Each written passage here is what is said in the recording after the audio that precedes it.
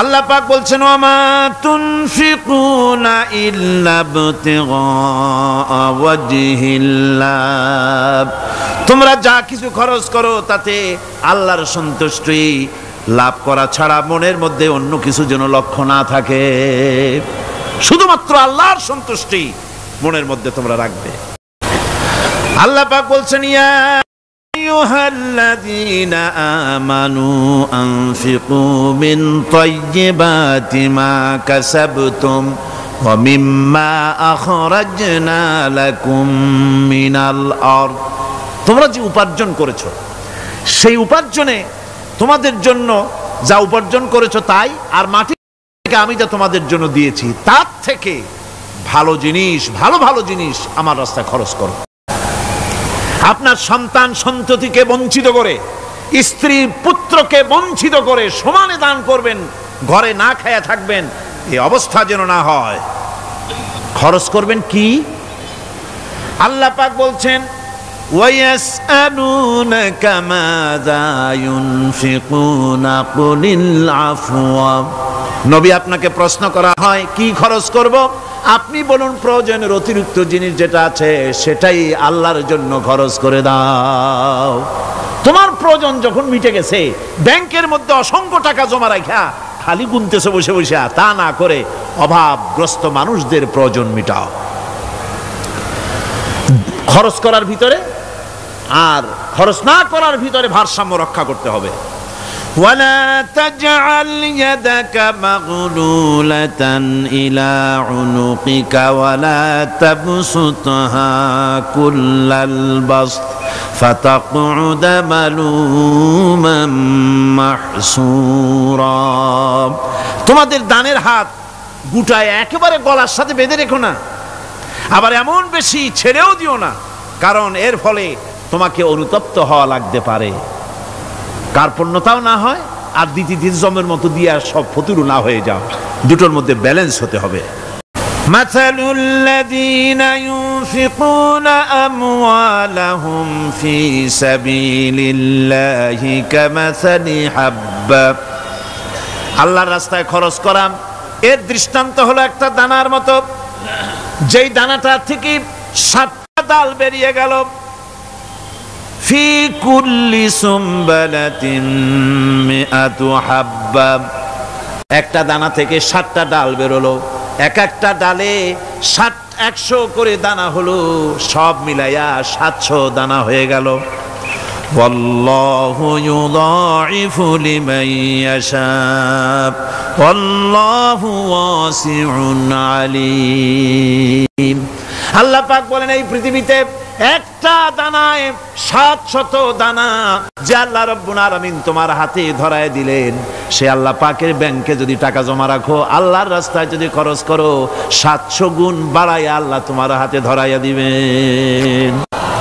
আল্লাহু ইউদাইফু লিমান ইয়াশা, আর আল্লাহ ইচ্ছে করলে এর থেকেও বেশি তোমাকে দান করবেন। সুবহানাল্লাহ কোন জোরে। আর এই দান করতে হবে মরার আগে। কোন সময় দেবেন কোন? আমার দেশে বহু মুসলমান আছে যারা বলে হুজুর আসি আপনাদের পিছনে, যা বলেন আসি আসি, জীবন দিয়া দেব। এরা খুব চালাক, জীবন দিতে চায়, মাল দিতে চায় না। আল্লাহ তো আগে জীবন চায় নাই, আল্লাহ আগে কি চেয়েছেন? কোন আল্লাহ আগে কি চেয়েছেন? আল্লাহ চেয়েছেন মাল। ওয়াতুজাহিদুনা ফি সাবিলিল্লাহি বিআমওয়ালিকুম ওয়া আনফুসিকুম, আল্লাহ পাক বলেন জিহাদ করো আমার রাস্তায় মাল দিয়ে আর জান দিয়ে। মাল দাও আগে, মাল না দিয়া যদি আগে মরে যাও মালটা তো থেকেই গেল, সুতরাং মাল আগে আমার রাস্তায় দাও। দেবা কখন? মরার আগে দাও। ওয়ানফিকু মিম্মা রাযাকনাকুম মিন ক্বাবল আইয়াতিয়া আহাদাকুমুল মাউত, আমার রাস্তায় খরচ করো মৃত্যু আসার আগে। فيقول رب لولا أخرتني إلى أجل قريب, যদি মরার আগে না দাও, মৃত্যুর সময়, মৃত্যু যখন এসে গেল সেই সময় যদি বলো অনুশোচনা যদি করো, আহারে যদি আমি সময় পাইতাম, একটু খানিক যদি সময় দিতে আল্লাহ, একটু সময় আমারে যদি দাও, ফাসাদ্দাকা ওয়া আকুম মিনাস সলিহিন, দান সদকা করব, সব আল্লাহর রাস্তায় দিয়ে দেব, আর আমি সালেহ বান্দাদের মধ্যে শামিল হয়ে যাব। আল্লাহ একটু সময় আমারে দাও। আল্লাহ পাক বলছেন, ওয়ালা ইউআখিরাল্লাহু নাফসান ইযা জাআ আজালুহা আল্লাহু খাবীরুম বিমা তা'মালুন। মৃত্যুর নির্ধারিত সময় আসলে এক সেকেন্ড আগে পাশে করা হবে না। সুতরাং মৃত্যুর আগে খরচ করো। আল্লাহ রাব্বুল আলামিন কোরআন শরীফের ভিতরে বলেছেন, লাশ-শামসু ইয়ামবাগি লাহা আন তুদরিকাল কামারা ওয়ালাল লাইলু সাবিকুন নাহার ওয়া কুল্লুন ফি ফালাকি ইয়াসবাহুন। প্রবল জ্ঞানী হইবে যাহারা, আপন মনেতে বুঝিবে তাহারা, রাত্রি পারে না আগে যাইবার, দিনের স্থান করি অধিকার। চন্দ্র বাদে না সূর্যের গায়েতে, সূর্য পারে না চন্দ্রকে ধরিতে, যার যে স্থান বহাল রাখিয়া ভ্রমণ করিছে খোদাকে ডরিয়া। একটি নির্ধারিত সময় সীমা পর্যন্ত আপন আপন কক্ষপথে সব দৌড়াদৌড়ি করবে, কারো সাথে অ্যাক্সিডেন্ট হবে না কারো। ওয়াকুল্লুন ফি ফালাকি ইয়াসবাহুন, যা আছে মহাশূন্যে সব ঘুরতেছে। কে বলে? বলেন সবাই, কে বলছে? কোন সূরা? সূরা ইয়াসিন। আবার শুনুন, আল্লাহ পাক ফয়সালা দিচ্ছেন, ঘোরে কেডা? শুধু সূর্য ঘোরে না, শুধু চন্দ্র ঘোরে না, আল্লাহ মহাশূন্যে যা রেখেছেন সব ঘুরতেছে, সবই সন্তরণশীল, সব গতিশীল। সুতরাং ফয়সালা তো আল্লাহর কাছ থেকে নিতে হবে। পৃথিবী সৃষ্টি করেছেন, মানব গোষ্ঠী সৃষ্টি করেছেন এবং মানুষের প্রয়োজন মিটিয়েছেন। এই মানুষগুলিকে কে সৃষ্টি করেছে? মানুষ সৃষ্টির ব্যাপারেও দার্শনিকরা মানুষদেরকে বিভ্রান্ত করে। যা কলেজে বিশ্ববিদ্যালয়ে পড়ানো হয়, এই কোরআন শরীফ বিশ্ববিদ্যালয়ে পড়ানো হয়? হ্যাঁ হয়। কয়েকটা আয়াত, কয়েকটা সূরা পরীক্ষায় পাস করার জন্য একটু একটু অপশনাল রেখে দেওয়া হয়েছে। বর্তমান যে শিক্ষা কমিশন, শামসুল হক শিক্ষা কমিশন রিপোর্ট মন্ত্রী পরিষদে অনুমোদন করেছে বর্তমান সরকার। এই শিক্ষানীতিতে বলা হয়েছে ক্লাস 1 থেকে নিয়ে ক্লাস 5 পর্যন্ত ধর্মীয় শিক্ষা দিতে দেওয়া হবে না। তাহলে ক্লাস 5 পর্যন্ত যদি ধর্মীয় শিক্ষা না থাকে, তাহলে ক্লাস 6-7-এ ওঠার পর আলিফ জাওরা বাজাবর বা আনাকুম জানাকুম ছেলেরা পড়বে? মেয়েরা পড়বে? আসল উদ্দেশ্য হলো ইসলাম থেকে জাতিকে দূরে সরাবার জন্য ষড়যন্ত্র। এই সরকারের প্রণীত শিক্ষানীতি আমরা মানি না। আপনারা মানেন? যেই মাদ্রাসা মানুষের চরিত্র সৃষ্টি করে, বর্তমান সরকার সেই মাদ্রাসাগুলি একটা একটা করে ধ্বংস করার পরিকল্পনা গ্রহণ করেছে। সুতরাং আসল শিক্ষা হলো কোরআনের কাছে। আসল শিক্ষা কোথায়? কোরআনের কাছে। কোরআন যদি শিখানো হতো, কোরআন যদি শিখানো হতো কলেজে বিশ্ববিদ্যালয়, তাহলে গতকাল চট্টগ্রাম বিশ্ববিদ্যালয় থেকে যেসব ছেলেরা বিশ্ববিদ্যালয় কর্তৃপক্ষ কর্তৃক বরাদ্দকৃত, হাইজ্যাক করা নয়, বরাদ্দকৃত 4খানা বাস দিয়ে কোরআন শুনতে আসতে চেয়েছিল, বর্তমান সরকারের তথাকথিত সোনার ছেলেরা আসতে দিল না। কোরআন যদি তারা পড়তো, তাহলে কোরআন শরীফ শুনতে তারাও আসতো। কপাল পোড়া। জোরে বলেন কি? আরো জোরে বলেন কি? কপাল পোড়া। সব ভালো লাগে, কোরআন ভালো লাগে না। এদেরকে শিখানো হয়েছে, আরে তোমরা তো মানুষ না। বলে আমরা কি? তো তোমাদের ডারউইন বাবাজি বলে নাই, শোনো নাই? কি পড়ো টড়ো তোমরা, বুদ্ধি শুদ্ধি রাখো না। ডারউইন বলেছে, থিওরি অফ ইভলিউশনের মধ্যে বলেছেন মানুষ মানুষ না। বলে কি? মানুষ হলো বান্দর। কপাল পোড়া। কি কপালে লেখা থাকে? কাজে কামে প্রকাশ হয়ে যায়। ডারউইন বলল মানুষ মানুষ না। আল ফ্রয়েড বললেন মানুষ হলো মানুষই ঠিক, তবে মানুষ হলো সেক্স সর্বস্ব জীব। সেক্স সমস্যার সমাধান করলে মানুষের সব সমস্যার সমাধান হয়ে যাবে। কার্ল মার্কস বললেন মানুষ হলো পেট সর্বস্ব জীব, পেট সমস্যার সমাধান করে দিলে সব সমস্যা শেষ। আর ডারউইন বললেন মানুষ মানুষই না, মানুষ কি বলে বান্দর, ওরাং ওটাং শিম্পাজি আর ব্যাং থেকে মানুষের উৎপত্তি হয়েছে। আমি যখন জীবনের প্রথম শিম্পাজি দেখলাম, ওরাং ওটাং দেখলাম, তখন আমি মনে করেছি যে ডারউইন খামোখা ভুল করে নাই। এইটা দেখেই ও মনে করেছে যে এই হচ্ছে আমার মাতামহের গোষ্ঠী, এই হলো পিতামহের গোষ্ঠী। আপনারা একটু মাথা কাটায় চিন্তা করেন, মানুষ যদি বান্দর থেকে হবে, আজও বানর ফরেস্ট এরিয়া আছে কিনা বাংলাদেশে? চিল্লায় বলেন আছে কিনা? তো মানুষ যদি বান্দর থেকেই হবে, আপনারা কি কোনোদিন দেখেছেন যে একটা বান্দরের কোমর পর্যন্ত মানুষের মতো হয়ে সারছে? আর কিছুদিন গেলেই পুরো মানুষ হয়ে যাবে, গলা পর্যন্ত মানুষের মতো হয়ে গেছে, আর কদিন গেলেই মানুষ হয়ে যাবে। দেখছেন কখনো? আচ্ছা আপনারা বলেন, পাবদা মাছ আপনারা চট্টগ্রামে কি বলেন? পাবদাই বলেন। পাবদা মাছ দেখতে কি মাছের মতো লাগে? বোয়াল মাছের মতো। কোন পাগলে কি বলছে কথা যে বোয়ালের পূর্বপুরুষ পাবদা? পাবদাগুলি পুটি টুটি খাইয়া খাইয়া আস্তে আস্তে বোয়াল হয়ে গেছে, এ কথা কেউ বলে? আচ্ছা শোলের যে ছোট সাইজ, শোল মাছ, গজাল মাছ, এর যে ছোট্ট সাইজ ভর্তা করে খায়, শুটকি বানায় খায়, ওগুলোর কি বলে? টাকি মাছ। এই টাকি মাছ দেখতে শোল মাছের মতো। কেউ পাগলকে আজ পর্যন্ত বলেছে যে শোল মাছের পূর্বপুরুষ টাকি, টাকিগুলা সারমার খাইয়া আস্তে আস্তে শৌলে পরিণত হয়ে গেছে? কেউ বলেছে কখনো? ডারউইন কয় বোতল খাইয়া যে এই মতবাদ লিখছে আল্লাহই ভালো জানে। যে বান্দরের থেকে মানুষ আবিষ্কার হয়েছে, নাউজুবিল্লাহ। এগুলি পড়ানো হয় কলেজে, বিশ্ববিদ্যালয়, তাই আমাদের সোনার ছেলেরা বান্দরামি করে। ওদের যদি পড়ানো হইতো তোমরা বান্দরের গোষ্ঠী নও, তোমরা মানুষ, মর্যাদা কার বেশি, বান্দরের না মানুষের? এ পৃথিবীর প্রথম মানুষকে আদম আলাইহিস সালাম। আদম হইছেন কি দিয়ে? মাটি দিয়ে। আল্লাহ রাব্বুল আলামিন যিনি মানুষ সৃষ্টি করেছেন, তিনি কোরআন শরীফের ভিতরে বলে দিয়েছেন, আমি প্রথমেই বলেছি, আপনারা লক্ষ্য করুন, এই কোরআন তাবিজের কিতাব নয়, এই কোরআন তদবিরের কিতাব নয়, ঝাড়ফুঁকের কিতাব নয়। কোরআন হলো পৃথিবীর মানুষের জন্য কোড অফ লাইফ, পূর্ণাঙ্গ জীবন বিধান। সবকিছু আল্লাহ পাক কোরআনের ভিতরে বলে দিয়েছেন, কোন জিনিস বাদ দেন নাই।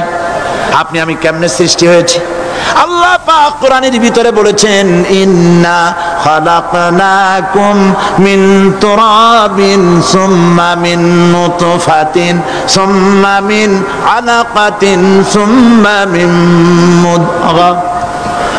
নিষ্প্রাণ মাটি দিয়ে তোমাকে উৎপন্ন করা হয়েছে, নিষ্প্রাণ মাটি উপাদান দিয়ে তোমাকে তৈরি করা হলো। মায়ের পেটের ভিতরে এক ফোঁটা নাপাক পানি জমাট রক্তে পরিণত হয়ে গেল, জমাট রক্ত আস্তে করে গোস্ত পিণ্ড হলো, গোস্ত পিণ্ডকে সুন্দর করে সাজায়া, হাড্ডি গুড্ডি বানায়া, স্ট্রাকচার তৈরি করে তার উপরে ফাকাসাউনাল ইযামা লাহমা, চামড়া দিয়ে গোস্ত দিয়া সাজায়া সুন্দর করে বানালাম।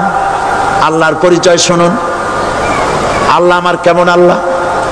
মায়ের পেটের ভিতরে সন্তান বানায়া, এরপরে যখন রূহ দেওয়া হয়েছে, ক্ষুধা লেগেছে, খাবারের প্রয়োজন হয়েছে, আল্লাহ রাব্বুল আলামিন ওই কচি বান্দা মায়ের পেটে বসে কি খাবে, সেজন্য তার মা চিন্তা করে নাই, বাবা চিন্তা করে নাই, সরকার চিন্তা করে নাই। আল্লাহ রাব্বুল আলামিন মায়ের মাসিক অসুখকে বন্ধ করে দিয়ে সন্তানের নাভির সাথে আর মায়ের নাভির সাথে তার লাগায়া, পাইপ লাগায়া, মায়ের মাসিক অসুখের রক্তগুলি দিয়ে সন্তানকে বড় বানালেন। মুখ দিয়া এই রক্ত পান করালেন না, মুখটাকে পবিত্র রেখে দিলেন, যাতে করে পৃথিবীতে আসার পর ওই মুখ দিয়া আল্লাহ রাব্বুল আলামিনের জিকির করতে পারো। সন্তান মায়ের ভিতরে পেটের ভিতরে বড় হলো। আল্লাহ রাব্বুল আলামিন বলেন মাস দিন যখন পুরা হয়ে গেল, সুম্মা নুখরিজুকুম তিফলা, বাচ্চার আকারে পৃথিবীতে নিয়ে আসলাম। এখন খাবা কি? পৃথিবীতে যখন বাচ্চা এলো তখন তার পেটের সাথে যে সংযোগ ছিল মায়ের নাভির সাথে আর সন্তানের নাভির সাথে, সেই সংযোগ তার আর কি থাকলো? কি করা হলো? কেটে দেওয়া হলো। লক্ষ্য করুন, খাবারের জন্য একটি মাত্র পাইপ আল্লাহ লাগাইছিলেন, পৃথিবীতে সন্তান আসার সঙ্গে সঙ্গে পাইপটা কেটে দেওয়া হলো। এবার কি খাবে? আল্লাহ রাব্বুল আলামিন মায়ের বুক থেকে সন্তানের জন্য এবার সিঙ্গেল সিগন্যাল, তার জন্য সিঙ্গেল কোন লাইন যেটা ছিল কেটে দিয়া মায়ের বুক থেকে সন্তানের জন্য ডাবল লাইন আল্লাহ চালু করে দিলেন। এমন দুধ বানায় দিলেন যা শুধু খাবার নয়, শুধু ফুড ভ্যালু নয়, এই দুধের ভিতরে ক্যালসিয়াম, এর মধ্যে ভিটামিন, এর মধ্যে আয়রন, এর মধ্যে মেডিসিন। দুনিয়ার এই সন্তান ছিল ফি কারারিম মাকিন, সুরক্ষিত জায়গার ভিতরে ছিল, কোনো পলিউশন সেখানে যেতে পারতো না, রোগের জার্ম সেখানে যেতে পারতো না। দুনিয়ায় এলো দূষিত আবহাওয়ার ভিতরে, এই সন্তানকে এখনই অ্যান্টিবায়োটিক খাওয়ালে পরে অসুবিধা হবে। আল্লাহ রাব্বুল আলামিন মায়ের দুধের ভিতরে ঔষধ দিয়া রোগের প্রতিষেধক বানায়া দিলেন। এ হলো আমার আল্লাহ। এ আমার কে? আল্লাহ। জোরে বলেন আল্লাহ। আল্লাহ আল্লাহ রাব্বুল আলামিন মায়ের দুধ দিয়ে সন্তানকে বড় করলেন আর শোনায় দিলেন, খবরদার এই মায়ের সাথে, এই বাপের সাথে নাফরমানি করবি না। মা বাপের জন্য আমার কাছে দোয়া করবে, রব্বির হামহুমা কামা রাব্বায়ানি সগীরা। সবাই পড়েন আমার সাথে, রব্বির হামহুমা কামা রাব্বায়ানি সগীরা।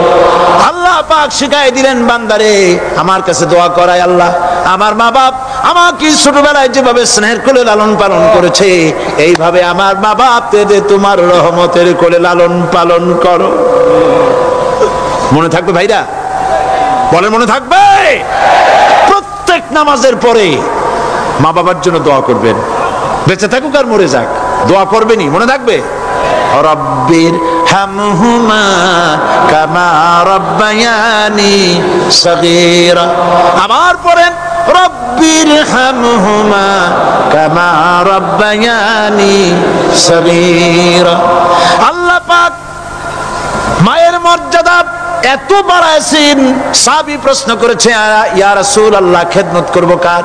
হুজুর বলেন তোমার মায়ের, তারপরে কার? তোমার মায়ের, তারপরে কার? তোমার মায়ের, তারপরে কার? তোমার পিতার। বাপের চাইতে মায়ের মর্যাদা আল্লাহ 3 গুণ বাড়াইয়া দিলেন, 3 গুণ বৃদ্ধি করে দিলেন। হাদিস শরীফে এসেছে, হযরত আবী হুরায়রা রাদিয়াল্লাহু তাআলা আনহু রাসূলের কাছে এসে রাতের বেলায় কাঁদতেছিলেন। হুজুর প্রশ্ন করলেন, আবু হুরায়রা কাঁদো কেন? হযরত আবু হুরায়রা বলছেন, হুজুর মা আমাকে মেরেছে। তিনি প্রশ্ন করলেন, আচ্ছা মা তোমার মারলো কেন? তুমি কি কোনো বেয়াদবি করছো? তিনি বললেন না। তবে মারলো কেন? হযরত আবু হুরায়রা বলেন, ইয়া রাসূলুল্লাহ আপনার খেদমত থেকে বাড়ি ফিরতে আমার দেরি হয়ে গিয়েছিল। গভীর রাত্রে যখন বাড়ি গেছি, মা আমাকে প্রশ্ন করলেন, বাবা দেরি হলো কেন, কোথায় ছিলি? তাম পৃথিবীর মানুষ যেই কদম মোবারক চুমু দিতে পারলে ধন্য হয়ে যায়, সেই আখিরি জামানার পয়গম্বর নবী মুহাম্মদ রাসূলুল্লাহ সাল্লাল্লাহু আলাইহি সাল্লামের দরবার থেকে আসতে আমার দেরি হয়ে গেছে। ইয়া রাসূলুল্লাহ আমার মা আপনার নাম শুনে তার গা জ্বলে উঠলো, তিনি কাফের মুশরিকা।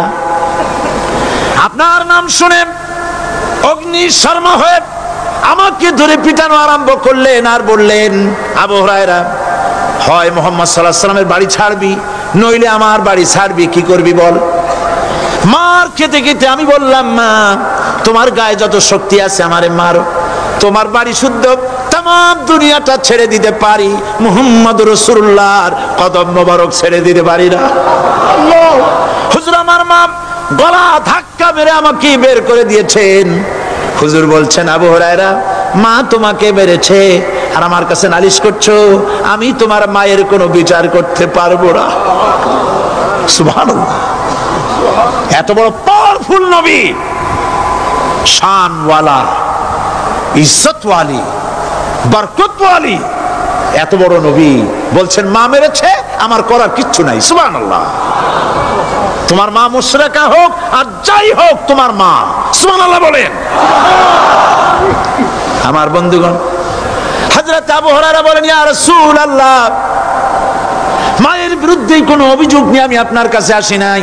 হুজুর বললেন, কেন আসছো বলো খুলে। আবু হুরায়রা বলেন, হুজুর আমি জানি আপনি আল্লাহর দরবারে যদি কোনো ব্যাপারে হাত তোলেন আল্লাহ মঞ্জুর করে ফেলেন। আপনি দয়া করে আমার মার জন্য দোয়া করেন, আল্লাহ যেন হেদায়েত দিয়ে দেন। আমার নবীজি দুখানে হাত উত্তোলন করলেন, বললেন, আল্লাহুম্মা ইহদি উম্মা আবি হুরায়রা, আয় আল্লাহ আমি দোয়া করতেছি আবু হুরায়রার মাকে হেদায়েত নসিব করো।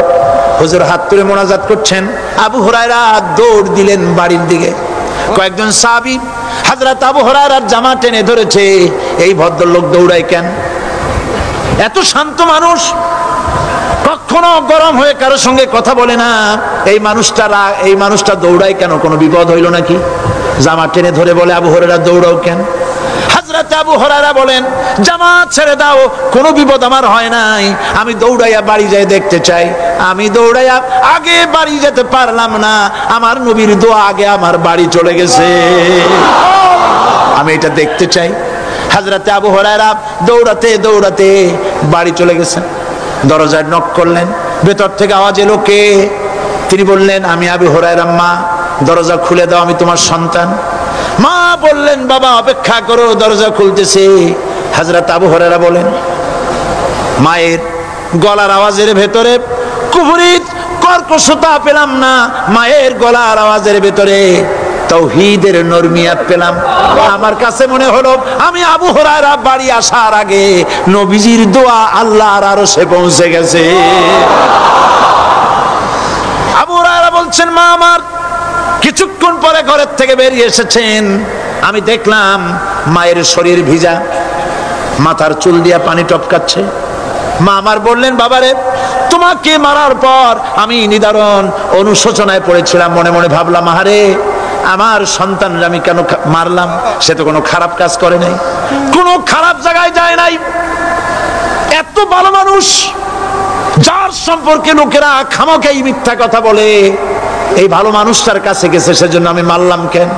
বাবা গো, আমি আমার ভুল বুঝতে পেরেছি, জীবনের ভুলও ধরা পড়েছে, আমাকে জলদি করে নিয়ে চলো বিশ্ব নবীর দরবারে।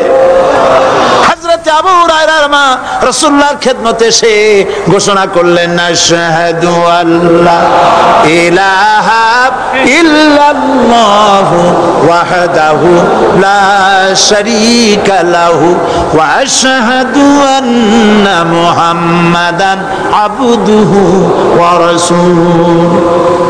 আমার ভাইরা, আল্লাহ রাব্বুল আলামিন মানুষ সৃষ্টি করে পৃথিবীতে পাঠায় দিলেন, খাবারের ইন্তজাম করলেন, এগুলি সব আল্লাহর পরিচয়। আল্লাহরে চেনার জন্য বড় বড় কিতাব ঘাটা লাগে না, কিসমতে যদি থাকে দুই একটা দৃষ্টান্ত যথেষ্ট হয়ে যায়। সুবহানাল্লাহ, সুবহানাল্লাহ, দুই একটা দৃষ্টান্ত যথেষ্ট।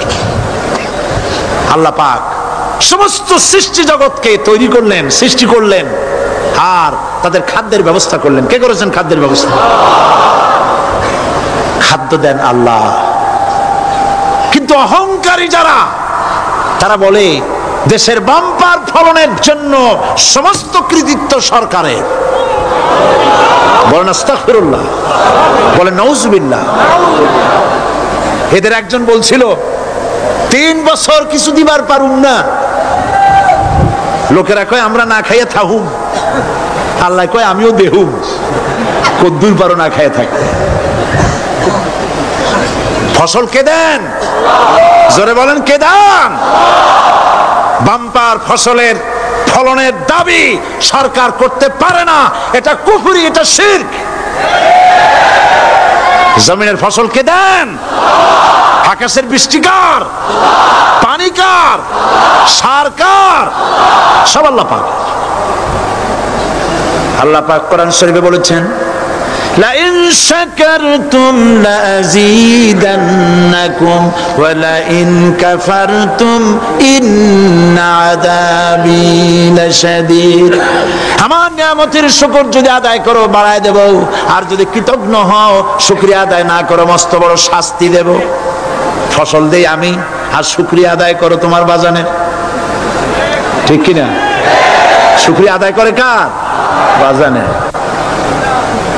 একটা লোকের, একটি মানুষের যেই প্রশংসা এই সরকার করলো, বিগত 4.5 বছর ধরে একটা মানুষের যত জিকির করলো, প্রশংসা করলো, ছবি টানাইলো, যদি এতটা জিকির এতটা স্মরণ আল্লাহ রাব্বুল আলামিনের করতো, ওদের জন্য আল্লাহর জান্নাতের দরজা খোলা হয়ে যেত।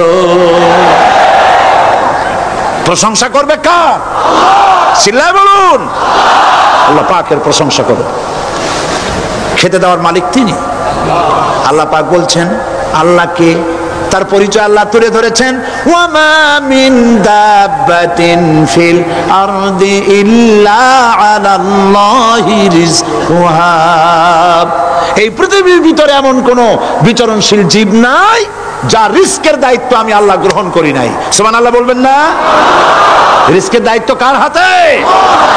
আচ্ছা দেখুন তো, পৃথিবীর সমস্ত সরকারের কাছে বিভিন্ন মন্ত্রণালয় আছে না? খাদ্য মন্ত্রণালয় বলে কোন মন্ত্রণালয় আছে কিনা? আছে। খালি কয় খামু আর খামু। খাদ্য মন্ত্রণালয় আছে, থাকার পরেও মানুষ না খাইয়া মরে, ঠিক কিনা? এবার একটু তাকান তো, জ্ঞানের চক্ষু দিয়া তাকান। ফরেস্ট এরিয়া, বাঘ আছে কিনা? নাই। সিংহ আছে কিনা? গন্ডার আছে কিনা? হাতি আছে কিনা? বিশাল বিশাল প্রাণী আছে কিনা? জঙ্গলে ছোট্ট প্রাণী থেকে, পোকা থেকে শুরু করে গন্ডার পর্যন্ত, টুনটুনি পাখি দিয়ে শুরু করে ঈগল পাখি পর্যন্ত, নদীর ভিতরে ছোট্ট চুনো পুঁটি থেকে শুরু করে তিমি মাছ পর্যন্ত। প্রাণী তত্ত্ববিদরা বলেছেন সমুদ্রের ভিতরে এমন এমন বড় বড় তিমি আছে যে একটা তিমির ওজন 5000 টন পর্যন্ত হয়ে যায়। 5000 টন তিমিটার ওজন। এ যখন বাচ্চা হয় তখন বাচ্চার দৈনিক দুধ লাগে 50 থেকে 60 মণ পর্যন্ত। কে ব্যবস্থা করে? রুহান মান ফেরেশতা। তো ওর মা যেমন বাচ্চা তো সেরকম হবে, ঠিক কিনা? কে দেয় খাবার? এবার দেখেন তো, আপনার দেশের এই জঙ্গলে কত হাতি আছে। হাতিরা মিছিল করে আসছে যে আল্লাহ আমাদের এখন আর খাইতে যেতে দিতে পারে না, বাংলাদেশের গভর্নমেন্ট কিছু দাও। আসছে না, খাইয়া ক্ষুধার জ্বালায় হাতি মরেছে, বাঘ মরেছে, সিংহ মরেছে। এর কোন দৃষ্টান্ত আছে? ক্ষুধার জ্বালায় আকাশের উড়ন্ত পাখিরা ছটফট করে মারা গেছে, দৃষ্টান্ত আছে? নদীর মাছেরা ক্ষুধার জ্বালায় ভেসে উঠেছে, না খাইয়া মরে গেছে, দৃষ্টান্ত আছে? মহান আল্লাহ রাব্বুল আলামিন কোরআন শরীফের ভিতরে বলেছেন অনেক প্রাণী এমন আছে যারা তাদের খাদ্যকে সঞ্চয় করে না, খাদ্যকে জমা করে না, আহরণ করে না। সকাল বেলায় একটা খাবার খেলো, দুপুরে কি খাবে তার জানা নাই। শকুন পৃথিবীর মাঝি থেকে 3 মাইল উপরে ওড়ে, তার চোখকে আল্লাহ পাক এত তীক্ষ্ণ বানিয়ে দিয়েছেন। এই চট্টগ্রামের কোথায় মরা গরু আছে 3 মাইল উপর দিয়ে দেখতে পায়? সুবহানাল্লাহ করতে ইচ্ছা করে না। এই প্রাণীগুলি খাবারগুলি কোনো গভর্নমেন্ট জোগাড় করে রাখে নাই। আল্লাহ পাক বলেন সবার খাবার আমি দেই। সকাল বেলায় সমস্ত প্রাণীগুলি, মহাশূন্যে পাখি, পানির ভিতরে মৎস্যরাজি, জঙ্গলের ভিতরে হিংস্র প্রাণী, পোকামাকড় থেকে শুরু করে সবগুলো খালি পেটে সব বেরিয়ে যায়, কারো কোনো খাবারের মজুদ নাই। সন্ধ্যা হতে না হতে সমস্ত প্রাণীগুলির পেট ভরাইয়া আমি আবার যার যার ঘরে বেরায় দেই। ওয়ামা মিন দাব্বাতিন ফিল আরদি ইল্লা আলাল্লাহি রিজকুহা। সমস্ত প্রাণী রিজকের দায়িত্ব আমি আল্লাহর হাতে। কে দেয় রিজক? জোরে বলুন কে দেন? আল্লাহ পাক। কি খাবেন সব আল্লাহ জোগাড় করে দিয়েছেন। তরি তরকারি জোগাড় করেছেন, মাছ জোগাড় করেছেন, চাউল দিয়েছেন, খাবার দিয়েছেন, গোশত দিয়েছেন, সব দিয়ে দিয়েছেন। আল্লাহ রাব্বুল আলামিন সমস্ত জিনিস দিয়ে মানুষকে আল্লাহ পাক তার জন্য আল্লাহ সব করেছেন। খালাকালাকুম মা ফিল আরদি জামিআ, এই পৃথিবীতে যা তৈরি করেছে সব তোমার জন্য। এ হচ্ছে আমার আল্লাহ, এ হচ্ছে আমার কে? আল্লাহ। সে আল্লাহ পাক বলছেন, আল্লাহর পরিচয় তিনি স্রষ্টা, তিনি রিজিক দাতা। এবার আইনদাতা কে? আইনদাতা কে? আরো জোরে বলুন। আইনদাতা আল্লাহ হচ্ছে আল্লাহর পরিচয়। ইনিল হুকমু ইল্লা লিল্লাহ আলা লাহুল খালকু ওয়াল আমর, সৃষ্টি যার, আইন চলবে তার। আমার দেশে আল্লাহর আইন চলছে? আমাদের দেশের কল কারখানা, ক্ষেত খামার, অফিস আদালত আল্লাহর আইন অনুযায়ী চলে? চলে না। বরং আল্লাহর আইনকে মুছে ফেলার জন্য, নিজেদের আইন সৃষ্টি করার জন্য প্রচেষ্টা চালানো হচ্ছে। আল্লাহর আইন মানুষের জন্য সব থেকে বেশি উপযোগী, কারণ সৃষ্টি করেছেন কে? বলেন কে করেছেন? আল্লাহ। প্রত্যেকটি মেশিন আপনি যা কিনবেন, রেডিও হোক, টিভি হোক, যে কোনো যন্ত্র হোক, গাড়ি হোক, তার সাথে একটা লিটারেচার, একটা বই তার সঙ্গে দিয়ে দেওয়া হয়। ওই বইয়ের মধ্যে লেখা থাকে এটা কিভাবে চালানো হবে, অপারেট করা হবে, তার সিস্টেম লেখা থাকে। আপনার ইচ্ছা মতো চালাইলে হবে না। এই মানব গোষ্ঠীকে সৃষ্টি করেছেন। এখন আপনি যদি আপনার আইন মতো চালান, তা কি চলবে?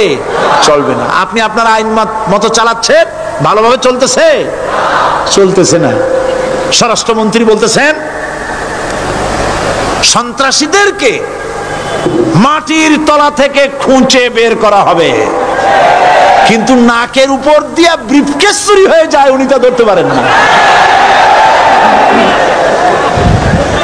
এই হলো আইন। অনাবরত খুন হচ্ছে, অনাবরত সন্ত্রাসী তৎপরতা চলছে। আর ওনারা বলছেন আগের থেকে এগুলি চলে আসছে, একজনের খুনের বিচার না হইলে এরকম খুন তো হইতেই থাকবে। তাহলে খুনকে, হত্যাকে, সন্ত্রাসকে সরকার জাস্টিফাইড করছেন। নাউজুবিল্লাহি মিন যালিক। এই জন্য আইন হতে হবে আল্লাহর। আইন হতে হবে কার? চিল্লায় বলেন আল্লাহ পাকের আইন হতে হবে। আমি একদিন পার্লামেন্টে বলেছিলাম, আমার দেশের নেতা নেত্রীরা বারবার হজ করতে যান, উমরা করতে যান, সেখান থেকে আসার সময় কি আনেন? আতর, পাথর, সুরমা আর খুরমা, এই কিছু নিয়ে আসলেন। কিন্তু আমি বলেছি আপনারা কি কিছু চোখে দেখেন না? পার্লামেন্টে এইভাবে বক্তৃতা করেছে, কিছু চোখে দেখেন না? আমি প্রশ্ন করে আমি আবার জবাব দিচ্ছি, আপনারা যারা হজ করতে যান, উমরা করতে যান, হজের কথাই ধরি, এই হজ করতে যখন যান তখন মুজদালিফায় একটা রাত কাটাইতে হয়। সেটা কোন দিন? ইয়মে আরাফার পরের দিন। এই মাঠে দালান কোঠা আছে, এখানে বেড়া আছে, শামিয়ানা আছে, পর্দা আছে, তাবু আছে, কিচ্ছু নাই। লক্ষ লক্ষ নারী আর পুরুষ পাশাপাশি শুয়ে থাকে, তাও সুবহানাল্লাহ কইতে ইচ্ছা করে না। সারা রাত জনে জনে পুলিশ পাহারাদার নাই। কিরকম মেয়ে এলো, চাঁদের সৌন্দর্য হার মানায় দিতে পারে এরকম সুন্দরী, এরকম সুন্দরী নারী, সুদর্শন পুরুষ পাশাপাশি রাস্তার ধারে মরুভূমির ভিতরে সারা রাত কাটাচ্ছে। ইয়মে আরাফার পরের রাতটা, একটা রাত পুরা। এভাবে চলতেছে বছরের পর বছর, শতাব্দীর পর শতাব্দী, সহস্রাব্দীর পরে সহস্রাব্দী। আমি প্রশ্ন করি, পৃথিবীর ইতিহাসে কেউ কি এমন কথা বলতে পেরেছে, লিখতে পেরেছে যে মুজদালিফার রাতে সেখান থেকে 10টা নারী হাইজ্যাক হয়েছে, 5টা নারী লাঞ্ছিত হয়েছে? বলতে পারবে? গভীর রাত্রে পুরুষ সঙ্গী ছাড়া সুন্দরী রমণী, যুবতী রমণী একাকিনী নিজের ঘর ছেড়ে আল্লাহর ঘরে তওয়াফ করতে আসে। তওয়াফ সেরে তাহাজ্জুদের নামাজ পড়ে আল্লাহর কাছে মোনাজাত করে একা একা হাজার হাজার লাখো পুরুষের ভিতর থেকে আপন ঘরে ফিরে যায়। কারো বাবার হিম্মত নাই একবার তাকায় সে তো রূপ উপভোগ করার জন্য আবার তাকায়, অথবা তার আঁচল ধরে টান মারে। আছে ইতিহাস, কথা কন না কেন? সুন্দরী একটা মাইয়া মক্কা থেকে মদিনা থেকে পাওয়া যায় না, 15 দিন হয়ে গেছে। হয়েছে কখনো? এবার জবাব দেন, কেন হয় না? কেন হয় না? আমার দেশের মেয়েরা রাস্তা দিয়ে হাঁটতে পারে না। হাই স্কুল মেয়েদের, হাই স্কুল মেয়েদের কলেজ যখন ছুটি হয়, তথাকথিত সোনার ছেলেরা গেটের সামনে এতিমের মতো কাড়ায় থাকে। অনবরত হাইজাক হচ্ছে, ধর্ষণের সেঞ্চুরি হচ্ছে। আর ওখানে হয় না কেন? ওখানে হয় না এই কারণে, এই কোরআনের আইন আল্লাহ রাব্বুল আলামিন যে আইন দিয়েছেন, ওখানে আইন বলবৎ আছে। আছে নাকি? আছে কিনা? কোন পুরুষ কোন নারীকে ধর্ষণ করেছে যদি প্রমাণিত হয়, সে যদি ফাহাদের ছেলে হয় আর ফাহাদের মেয়ে হয়, কোরআনের শাস্তি হলো পাথর মেরে উড়াইয়া দাও। তাকে জানিয়ে দেওয়া হবে রেডিও টিভির মাধ্যমে, জেনাকারের ব্যভিচারীর শাস্তি হবে। চতুর্দিকে হাজারো লোকেরা দাঁড়াবে, হাতে পাথর নিয়ে পাথর মেরে তাকে তার গোশত হাড্ডি বাতাসের সাথে উড়ায় দেবে। একজন মানুষ আর একজন মানুষকে খুন করলো, এই আসামি ধরা পড়ে গেল, কোরআনের শাস্তি হলো যখন ধরা পড়বে প্রমাণিত হবে যেমন ভাবে হত্যা করেছে পরেও হত্যা করো। এই দৃশ্য, এই আইন যদি বাংলাদেশে যদি এই আইন চালু হয়ে যেত, খুনের আসামি ধরা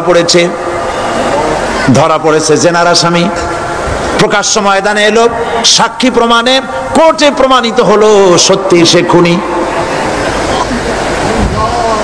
এই বিশাল আউটার স্টেডিয়ামের মাঝখানে খুনি কি দাঁড় করাও, চতুর্দিকে হাজারো লাখো মানুষ থাকুক, রেডিও টিভির ক্যামেরা কার্যকর হবে, পত্র পত্রিকার সাংবাদিকরা আসবে, তরবারির এক আঘাতে খুনির কল্লাটা উড়ায় দাও, দেহটা নিঃসার হয়ে জমিনে পড়ে যাবে। এই দৃশ্য যারা দেখবে সচক্ষে, রেডিওতে, পত্র পত্রিকায়, আর 1 বছরের ভেতরে খুন করার হিম্মত কারো কলিজায় উঠবে? জেনাকারের পাথর মেরে দেওয়া, পাথর মেরে উড়িয়ে দেওয়ার শাস্তি যদি চোখে কেউ দেখে, জেনা করার পুলক আর জাগবে?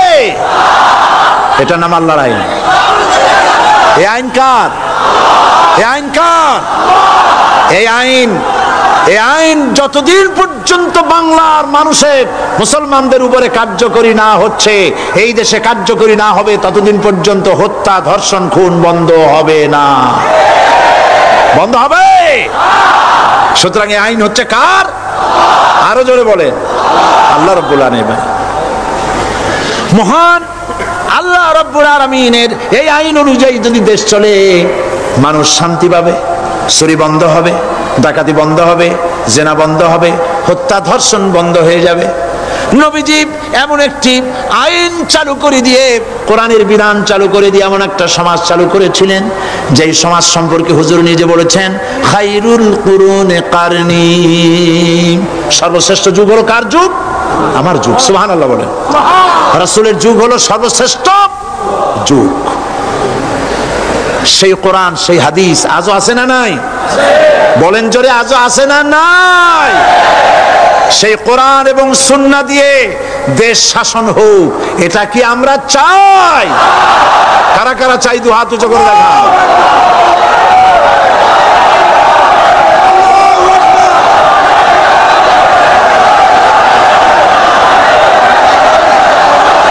আরে ভাই, আপনারা দাঁড়ায় গেলেন কেন? বসেন বসেন। আমি তো একটা স্লোগান দিতে বললাম, হাত দেখতে চাইছি আমি, মাথা দেখতে চাই নাই। এই সুযোগে কোমরটা সোজা করে নিলেন। আচ্ছা বসেন, আর মহব্বতের সাথে জিকির করেন লা ইলাহা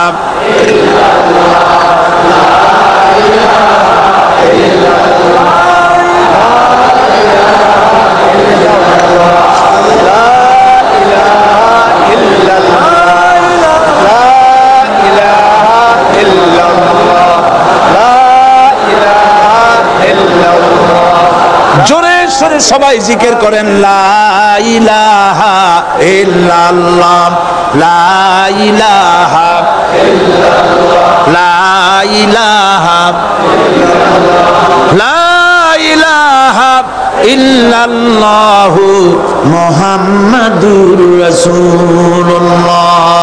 বসুন, আমরা মুনাজাত করব।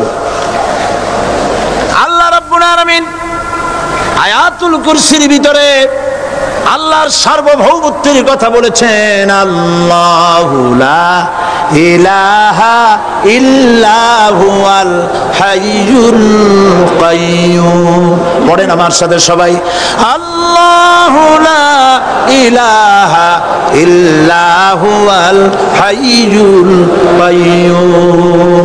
আল্লাহ হচ্ছেন যিনি ছাড়া কোনো ইলাহ নাই, তিনি শাশ্বত চিরঞ্জীব। সুবহানাল্লাহ বিহামদি। আগামীকাল এর বাকি অংশ আমি আপনাদের সামনে আলোচনা করব ইনশাআল্লাহ। জোরে বলেন ইনশাআল্লাহ। দাঁড়ানো ভাইরা বসেন, আপনাদের পাশে যারা দাঁড়িয়েছেন অনুরোধ করে বসায় দেন। বলেন যে আর 5টা মিনিট বসেন, আল্লাহর রাস্তায় হাঁটেন না। হ্যাঁ বলেন, বলেন আপনারা যে আল্লাহর রাস্তায় হাঁটেন না, বসেন, সবাই বসেন। এত বড় মাহফিলের মুনাজাত, সুবহানাল্লাহ বলেন। চট্টগ্রামের ইতিহাসের শ্রেষ্ঠ মাহফিল, চিল্লায় বলেন সুবহানাল্লাহ। গোটা বিশ্বের কোরআনের শ্রেষ্ঠ মাহফিল, বলেন সুবহানাল্লাহ। যারা বলেন আলহামদুলিল্লাহ। আগামীকাল এ মাহফিলের আখেরি মুনাজাত হবে ইনশাআল্লাহ। বলেন ইনশাআল্লাহ। আমি আন্তরিকভাবে দুঃখিত, প্রতি বছর আমার মা বোনদের জন্য, চট্টগ্রামবাসী আমার মা বোনদের জন্য আলাদাভাবে তাদের প্রশ্নের উত্তর দেই এবং তাদের সামনে কোরআন হাদিসের কথা আলাদাভাবে বলি।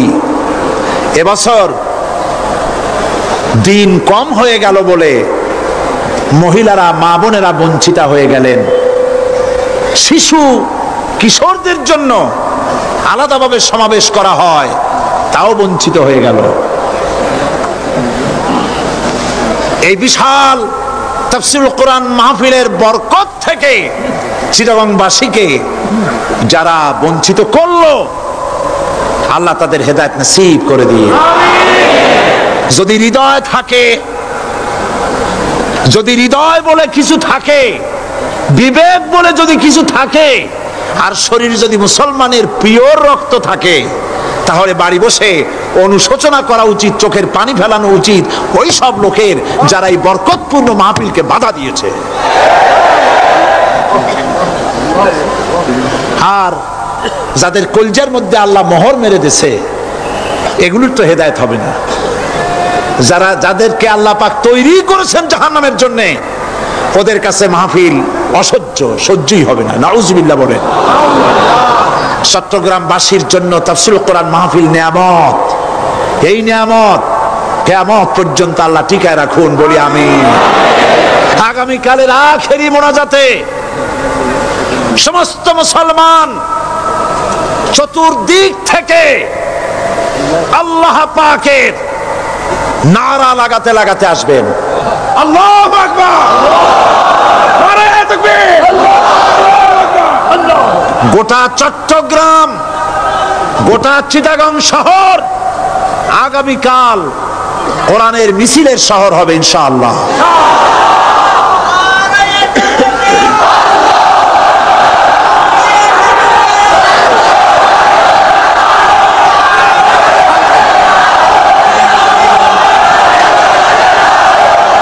সকল ধন এবং সম্পদের মূল মালিক হচ্ছেন আল্লাহ পাক। সমস্ত ধন সম্পদের মালিক কে? আল্লাহ সুবহানাহু ওয়া তাআলা। কোরআনে কারীম বলছে, লিল্লাহি মা ফিস সামাওয়াতি ওয়া মা ফিল আরদ। আকাশ এবং জমিনের ভিতরে যা কিছু আছে সব কিছুর মালিকানা কার? জোরে বলেন কার? আল্লাহ রাব্বুল আলামিন হচ্ছেন এর একচ্ছত্র মালিক। সুতরাং বান্দাদের কাছে কিছুদিনের জন্য এগুলিকে আমানত রাখা হয়েছে। আমাদের ঘর আছে, বাড়ি আছে, ব্যবসা আছে, বাণিজ্য আছে, জায়গা আছে, জমিন আছে, গরু আছে, বাছুর আছে, এই সবগুলি কিছুদিনের জন্য আমাদের কাছে কি রাখা হয়েছে? আমানত। আমানতের মাল আপনি আপনার ইচ্ছা মতো খরচ করতে পারবেন না। আমানতের মাল কি ইচ্ছা মতো খরচ করা যায়? যায় না। আমানতের মালকে খরচ করতে হলে মূল মালিকের ইচ্ছা অনুযায়ী খরচ করতে হবে। মূল মালিককে আল্লাহ রাব্বুল আলামিন বলছেন, ইন্নাল্লাহা আশতারা মিনাল মুমিনিনা আনফুসাহুম ওয়া আমওয়ালাহুম বিআন্না লাহুমুল জান্নাহ। আমি আমার মুমিনের জান এবং মালকে খরিদ করে নিয়েছি, বিনিময় জান্নাত দিয়ে দিয়েছি। তোমার কাছে যে জান আছে, মাল আছে, এটা তোমার নয়, এটা আমার আমানত তোমার কাছে। সুতরাং এই আমানত খরচ করতে হবে মূল মালিকের ইচ্ছা অনুযায়ী। সমাজের এক শ্রেণীর লোক প্রচুর বিত্তের মালিক হবে, সমাজের এক শ্রেণীর লোক প্রচুর বিত্ত এবং সম্পদের মালিক হয়ে ভোগ বিলাসের আনন্দের স্রোতে ভেসে যেতে থাকবে, নিজেকে ভাসিয়ে দেবে। আর এক শ্রেণীর লোক অনাহারে অর্ধাহারে কষ্ট করবে। এ বিধান ইসলামের নয়। কেউ থাকবে 10 তলায় আর কেউ থাকবে গাছতলায়, কেউ খাবে পোলাও, কোরমা, বিরিয়ানি, আর কারো কিসমতে মরিচ পোলাও হবে না। এ বিধান আল্লাহর নয়। ইসলামের বিধান হচ্ছে যে আল্লাহ যে সব সম্পদ মানুষকে দান করেছেন, এই সম্পদের ভিতরে বিত্তহীনদের অধিকার রাখা হয়েছে। বিত্তহীন যারা গরিব, যাদের কিছু নাই, তারা আপনার করুণার পাত্র নয়। কি বলেন? তারা কি ধনীদের করুণার পাত্র? কোরআনে কারিমে আল্লাহ বলেন, ওয়াল্লাযীনা ফী আমওয়ালিহিম হাক্কুন লিস-সাইলি ওয়াল মাহরুম। ধনীদের সম্পদের ভেতরে গরিবদের, বিত্তহীনদের অধিকার রয়েছে। সে অধিকার আদায় করে দাও। দান করা এমনি দিয়ে দাও এক জিনিস। গরিবদেরকে, বিত্তহীনদেরকে ইসলাম করুণার পাত্র বানায় নাই, বলেছে অধিকার। অধিকারটা বড় মজবুত কথা, এই কথার লোড আছে, ওয়েট আছে। আপনার আমার সম্পদের, অর্থাৎ যাদের বিত্ত আছে, বিত্ত সম্পদওয়ালা সম্পদশালী লোকেদের সম্পদের ভেতরে গরিবদের অধিকার রয়ে গেছে। সে অধিকার আদায় করতে হবে। ইসলাম সকল মানুষের দারিদ্র দূর করে বেঁচে থাকার মৌলিক অধিকার প্রতিষ্ঠিত করেছে। রাসূল করিম সাল্লাল্লাহু আলাইহি ওয়াসাল্লাম বলেছেন, লাইসা লি ইবনি আদম হাক্কুন সিওয়া হাযিহিল খিসাল, বাইতুন ইয়াসকুনুহু ওয়া সাওবুন ইউয়ারি আওরাতাহু ওয়া জালফাল খুবজি ওয়াল মা। আখরাজাহু তিরমিজি। তিরমিজি শরীফের হাদিসের ভেতরে এসেছে, রাসূল করিম সাল্লাল্লাহু আলাইহি ওয়াসাল্লাম বলেছেন, প্রত্যেকটি বনি আদমের তার বাস করার জন্য একটা গৃহ, এবং লজ্জা ঢাকার জন্য, শীত নিবারণের জন্য তার বস্ত্র, আর ক্ষুধা মিটাবার জন্য তার পানি আর রুটি ইত্যাদির ব্যবস্থা করতে হবে। চাই সে মুসলমান হোক, আর হিন্দু হোক, আর খ্রিস্টান হোক। বনি আদম, আদমের সন্তান যে মানুষ, যে তার এই অধিকার ইসলাম প্রতিষ্ঠিত করেছে। আজ বলা হচ্ছে খাদ্য, বস্ত্র, বাসস্থান সমাধান দেবে অমুকরা তমুকরা, এরকমের স্লোগান হয় না? ওরা দিতে পারবে না, ওরা দিতে পারে নাই। খাদ্য, বস্ত্র, শিক্ষা, চিকিৎসা, বাসস্থানের গ্যারান্টি দিয়েছে কোরআন, দিয়েছে আল্লাহ রসুল জনাবে মুহাম্মদ রাসূলুল্লাহ সাল্লাল্লাহু আলাইহি ওয়াসাল্লাম। ইসলাম অর্থনৈতিক নিরাপত্তার জন্য যে সব পন্থা অবলম্বন করেছে, সেটা হচ্ছে যে সমাজের কর্মক্ষম সকল ব্যক্তি রুজির জন্য পরিশ্রম করবে, কেউ বসে থাকতে পারবে না। এটা হচ্ছে ইসলামের নিয়ম, কেউ বসে থাকতে পারবে না। কোরআনে কারীম বলছে فَإِذَا قُضِيَتِ الصَّلَاةُ فَانتَشِرُوا فِي الْأَرْضِ وَابْتَغُوا مِنْ فَضْلِ اللَّهِ فَإِذَا قُضِيَتِ الصَّلَاةُ যখন তোমার নামাজ সম্পূর্ণ হয়ে গেল, ফান্তাশিরু ফিল আরদ ছড়িয়ে পড়ো আমার জমিনের উপরে, ওয়াবতাগু মিন ফাদলিল্লাহ আর আমার অনুগ্রহ অনুসন্ধান করো। রুজি কামানো কোনো খারাপ জিনিস না। কেউ মনে করে সারাদিন বসে বসে আল্লাহর জিকির করব, কেউ দুনিয়াটারে ঝামেলা মনে করে জঙ্গলে চলে যেতে চায়। এটা নিয়ম না। আপনি বসে থাকতে পারবেন না, আপনাকে কাজ করতে হবে। রুজি কামাই করাটাকে কোরআনে কারিমে এতটা সম্মান দিয়েছে, যেটাকে ফদলুল্লাহ বলা হয়েছে। ফদলুল্লাহ এটা আল্লাহর অনুগ্রহ, সুবহানাল্লাহ বলেন। এটাকে ফদলুল্লাহ বলা হয়েছে, এটা জিনাতুল্লাহ বলা হয়েছে। আপনি যে কাপড় চোপড় ব্যবহার করেন, এই কাপড় চোপড়ের ব্যাপারে আল্লাহ পাক প্রশংসা করেছেন, কাপড় চোপড় সুন্দর পরতে বলেছেন। তারপরে রুজি রোজগার হালাল করতে বলা হয়েছে, এবং রুজি কামাবার ব্যাপারে হালাল ভাবে রুজি কামাবার জন্য ইন্সপিরেশন দেওয়া হয়েছে কোরআন এবং হাদিসে।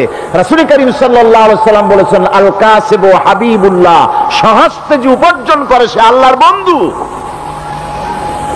যে ব্যক্তি ঠেলা গাড়ি চালায়, কুলি মজুর রিকশা চালায়, নিন্দা নাই, তাকে নিন্দা করা যাবে না। রিকশাওয়ালাও একটা গুরুত্বপূর্ণ দায়িত্ব পালন করছে। কুমার, কামার, তাঁতি, জেলে, ধোপা, নাপিত সবাই কাজ করছে। প্রত্যেক কাজের সম্মান ইসলাম দেয়, সুবহানাল্লাহ কোন। সমস্ত কাজের সম্মান আছে, শুধুমাত্র সম্মান নাই চুরির কাজের, ডাকাতির কাজের, সন্ত্রাসের কাজের, চাঁদাবাজির কাজের, মাস্তানির কাজের। এই সব কাজ নিন্দনীয় এবং এই সব কাজ নিতান্ত বাজে কাজ। এ কাজের কোনো সম্মান নাই। সম্মান হচ্ছে নিজের হাতে কামাই করে সারা দিনে এক মুঠো খাবারও যদি খান, আপনার খাবারের চাইতে হালাল খাবার কারো হতে পারে না। আল্লাহর বন্ধু সোজা কথা না। আল কাসিবু হাবিবুল্লাহ, সহস্ত উপার্জনের এত বরকত। সেজন্য অর্থনৈতিক নিরাপত্তার জন্য সমাজের প্রত্যেকটি কর্মক্ষম লোককে কাজ করতে হবে। কি করতে হবে? নামাজ পড়া হয়ে গেছে, এখন আর বসে থাকা চলবে না, নেমে পড়ুন কাজের জন্য, আল্লাহর অনুগ্রহ অনুসন্ধান করুন। এরপরে আল্লাহ পাক বলছেন, আমার অনুগ্রহ রুজি কামাও, আর রুজি কামাবার সময় আযকুরুল্লাহ যিকরান কাসীরা লাআল্লাকুম তুফলিহুন। আর জিকির করবা আমার বেশি, আমার জিকির করবা। বলা হচ্ছে রুজি অনুসন্ধান করো, আর বলা হচ্ছে আমার জিকির করো। তো জিকির আর রুজি সন্ধানের ভিতরে সামঞ্জস্য কি? সামঞ্জস্যটা হচ্ছে এই যে আপনি যখন উযকুরুল্লাহ কাসীরান, আপনাকে বেশি করে জিকির করতে হবে। জিকির মানে কি? স্মরণ করা। জিকির মানে কি? স্মরণ করা। আল্লাহকে স্মরণ করেন। রুজি যখন কামাতে যাবেন স্মরণ করবেন কারে? চিল্লায় কোন কারে? আপনি রুজি কামাবার জন্য চাকরি করতেছেন, অফিসে বসে যদি আল্লাহ রাব্বুল আলামিন আপনার স্মরণে থাকে, তাহলে ঘুষ খাওয়া আপনার জন্য সম্ভব হবে না। কথা ঠিক কিনা? আল্লাহ পাক বলছেন, রুজি কামাবার জন্য তুমি যে পরিশ্রম করবে, ওই পরিশ্রমের সময় বেশি বেশি জিকির করো, আমারে স্মরণ রাখো। অফিসে বসে যখন তুমি কাজ করবে, আমি যদি স্মরণে থাকি, তাহলে তুমি ঘুষ খাইতে পারবে না। তুমি জমিন চাষ করবে, জমিন চাষ করার সময় আমি যদি তোমার স্মরণে থাকি, জমিনের আইল ঠেলা তোমার পক্ষে সম্ভব হবে না। যত রকমের রুজি রোজগারের পথ আছে, আমাকে স্মরণ করো, খারাপ পথ থেকে বাঁচো, হালাল ভাবে রুজি কামাও। হালাল রুজির ভিতরে আল্লাহ রব্বুল আলামিন বরকত দিয়া দিবেন। আর কাজ করার জন্য বলা হয়েছে। রাসূল করিম সাল্লাল্লাহু আলাইহি ওয়াসাল্লাম বলেছেন, ইজা সাল্লাইতুমুল ফাজরা ফালা তানুমু আন তালবি আরযাকুকুম। ফজরের নামাজ পড়া হয়ে গেছে, ঘুমায়ও না। আমাদের একটা আম অভ্যাস হয়ে গেছে ফজরের নামাজ পড়ে ঘুমানো। হাদিস শরীফে বলা হচ্ছে, ফজরের নামাজ পড়া হয়ে গেছে, ঘুমায়ও না। রুজি তালাশ করো, রিজিক তালাশ করো, নিজের সাহায্য করো, অন্যকে সাহায্য করো। নিজের সংসারের জন্য কাজ করো, অন্যের জন্যও করো, হালাল ভাবে রুজি কামাই করে। বউকে একটা ব্লাউজ কিনে দিয়েছেন, একটা শাড়ি কিনে দিয়েছেন, বাচ্চাকে ক্লাসের বই কিনে দিয়েছেন, বাজার থেকে মাছ তরিতরকারি কিনে। অক্ষম ব্যক্তিদেরকে সহযোগিতা করবে, যারা নাকি উপার্জন করতে পারে না, ওই জাতীয় লোকদেরকে তারা সহযোগিতা করবে। ওয়াকফুলু গানিয়ুহুম ফাকিরাহুম, সেই সমাজের যারা নাকি সামর্থ্যবান তারা রোজগার করবে এবং গরিবদেরকে সহযোগিতা করবে। আল্লাহর নবী বলেছেন, সে ব্যক্তি মুমিন নয়, সে ব্যক্তি মুমিন নয়, সেই ব্যক্তি মুমিন নয়। সাহাবায়ে কিরাম হতচকিত হয়ে উঠলেন, প্রশ্ন করলেন, নবীজি কোন ব্যক্তি মুমিন নয়?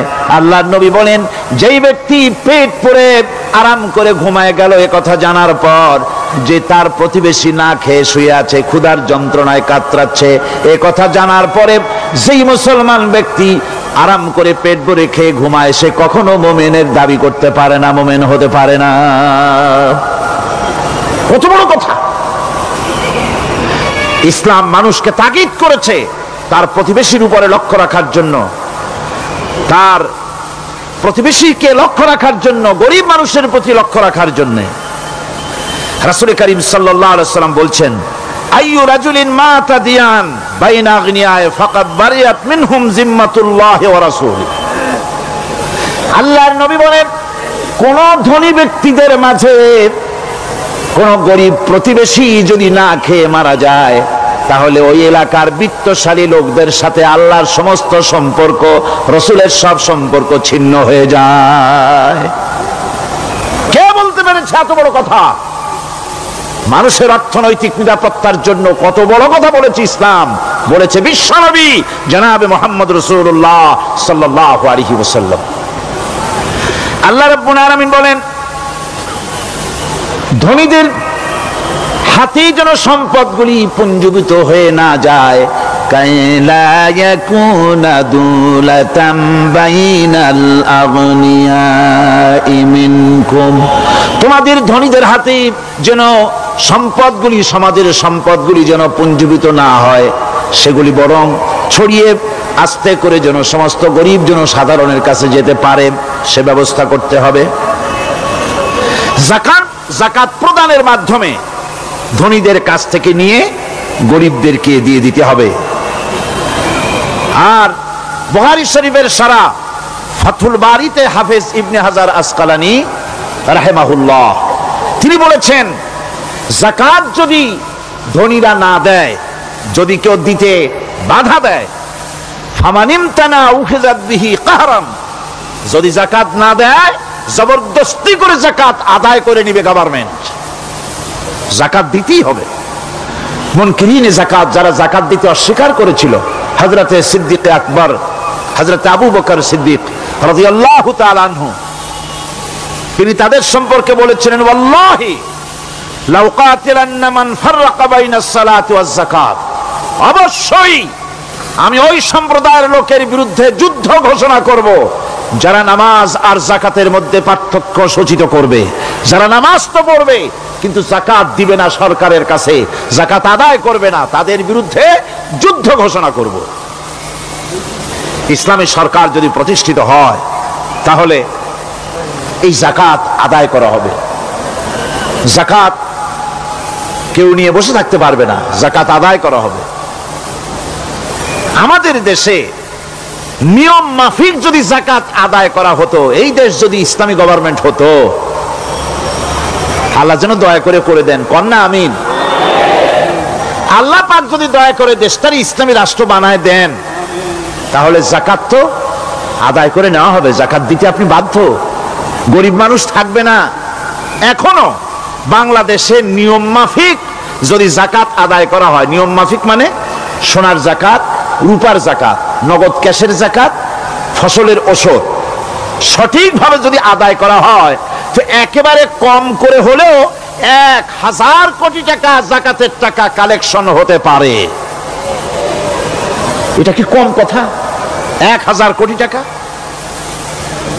এই টাকা আদায় করা হচ্ছে না। এই টাকা আদায় না করার কারণে যে শূন্যতার সৃষ্টি হচ্ছে, এই ভ্যাকুয়ামকে পূর্ণ করার জন্য এগিয়ে এসেছে 7 সমুদ্র 13 নদীর উপর থেকে এনজিওরা। এনজিওরা এসে আমাদের দেশে, সব এনজিও খারাপ আমি তা বলি না, বহু এনজিও আছে যারা এদেশের উন্নয়নের, আর্থসামাজিক উন্নয়নের জন্য তারা প্রচেষ্টা করছে, রাস্তাঘাট, স্কুল কলেজ, চিকিৎসা ইত্যাদির দিকে কাজ করছে। যতগুলি এনজিও আমাদের দেশে আছে তার ভিতরে 52টা এনজিও গোনা বাছা যারা ইসলামের প্রকাশ্য দুশমন, আর এর শীর্ষস্থানে আছে ব্রাক। এই এনজিও গুলি তারা আমাদের দেশে এসে সুদি কারবার শুরু করেছে, পরিপূর্ণভাবে সুদের কারবার। ব্যাংকের থেকে যদি আপনি লোন নেন তাহলে 15 or 17% ইন্টারেস্ট দিতে হবে, আর ওদের কাছ থেকে যে সুদ, যে টাকা নেওয়া হয় সেই টাকায় গ্রামীণ ব্যাংক থেকে শুরু করে ব্রাক বলেন, কারিতাস বলেন, অক্সফাম বলেন, অ্যাডাপ বলেন, যেগুলি আছে এগুলি সুদ নেয় 30 থেকে 34% পর্যন্ত। গোটা জাতিকে গ্রাম পর্যায়ে তারা সুদের নিবিড় চাষ করতেছে, ঘরে ঘরে সুদ পৌঁছে দিয়েছে, মুসলমান নারীদেরকে বেহুরমতি করেছে, ইসলামের ঐতিহ্য ধ্বংস করতেছে, নারীদেরকে বিপর্দা করতেছে, আমার দেশের ফ্যামিলি স্ট্রাকচারকে এনজিওরা ধ্বংস করে দিচ্ছে।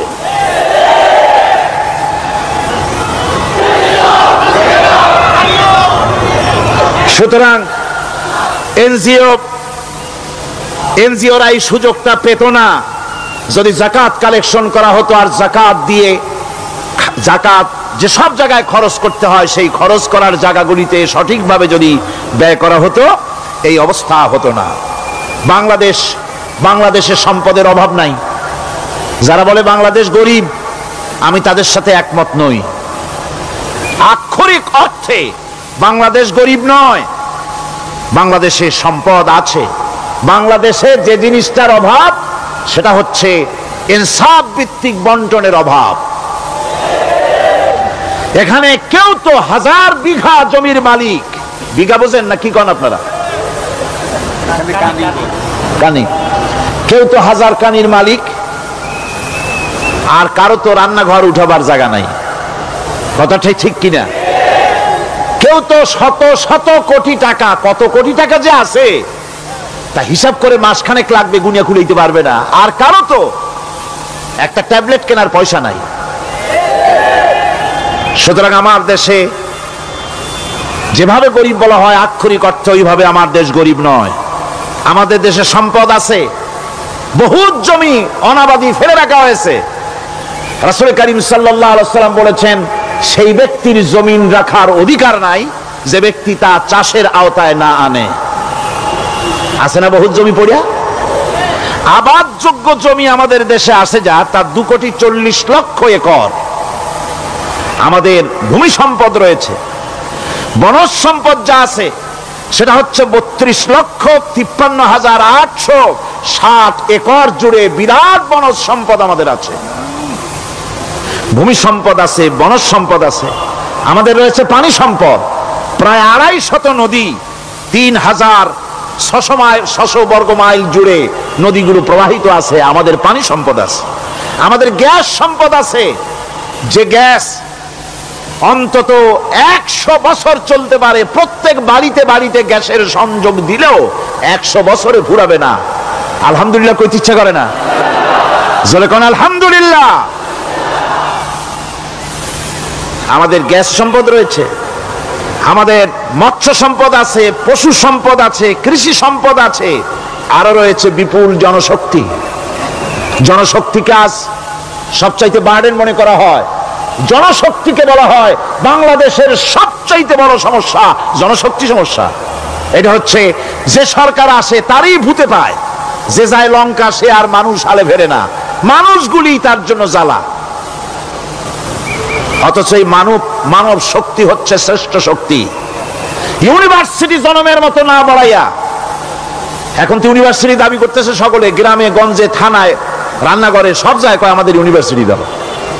আর ইউনিভার্সিটির ফজিলত কি তা তো আমরা দেখতেইছি।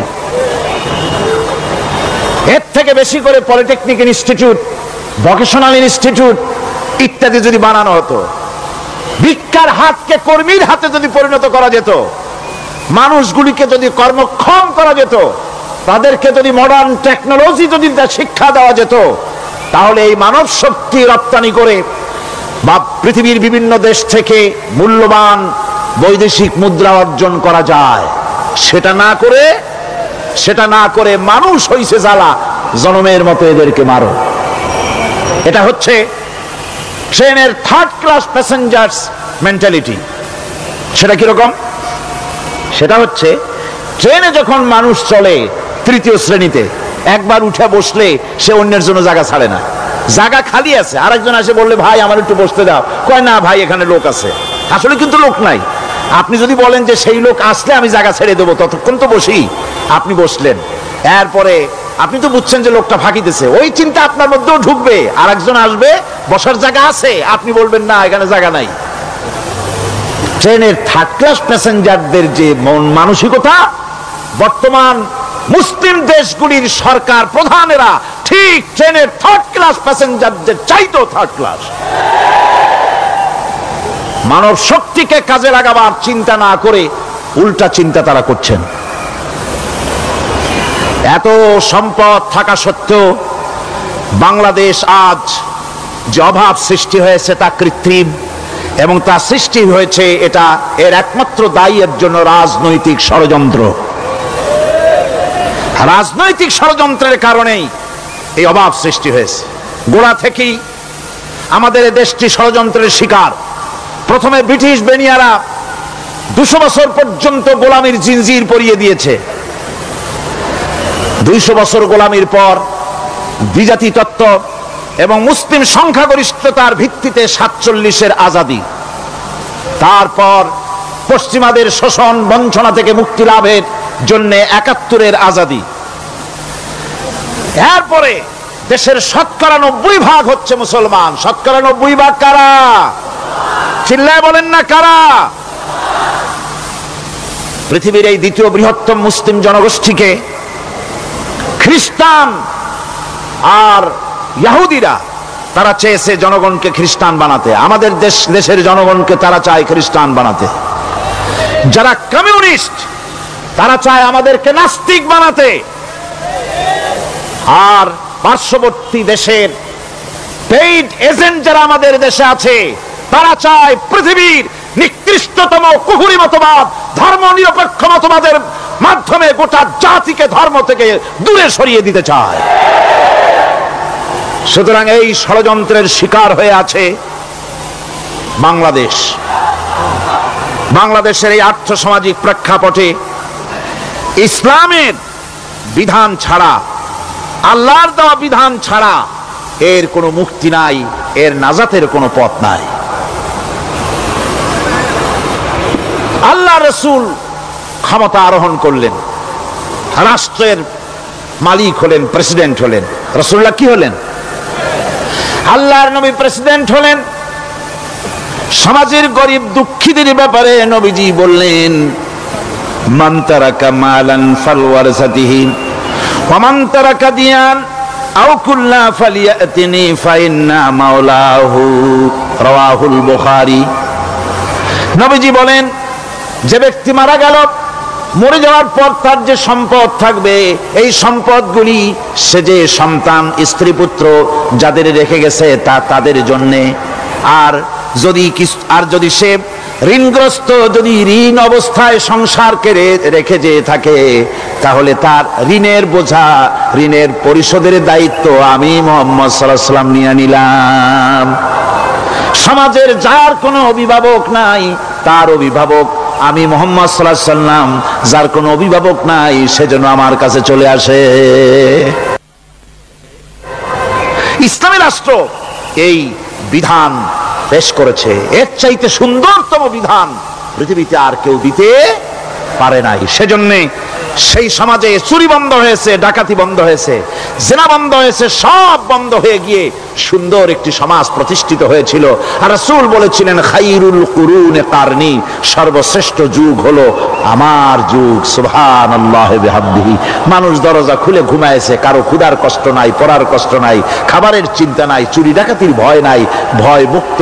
ওই যে গতকাল বলেছিলাম যেমন একটা সমাজ আসবে, খাব্বাব চিন্তা করো না, আমি কসম করছি এমন একটা সমাজ প্রতিষ্ঠিত হবে যেই সমাজে চুরি ডাকাতি জেনা ব্যভিচার হত্যা ধর্ষণ কোনো ভয় থাকবে না।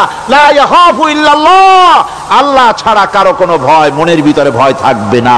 ওয়ালাকিন্নাকুম তাস্তাজিলুন, তোমরা বড্ড তাড়াহুড়ো করতেছো, বেসবর হচ্ছো, সবর করো, তাড়াহুড়ো করো না, এমন সমাজ আসবে।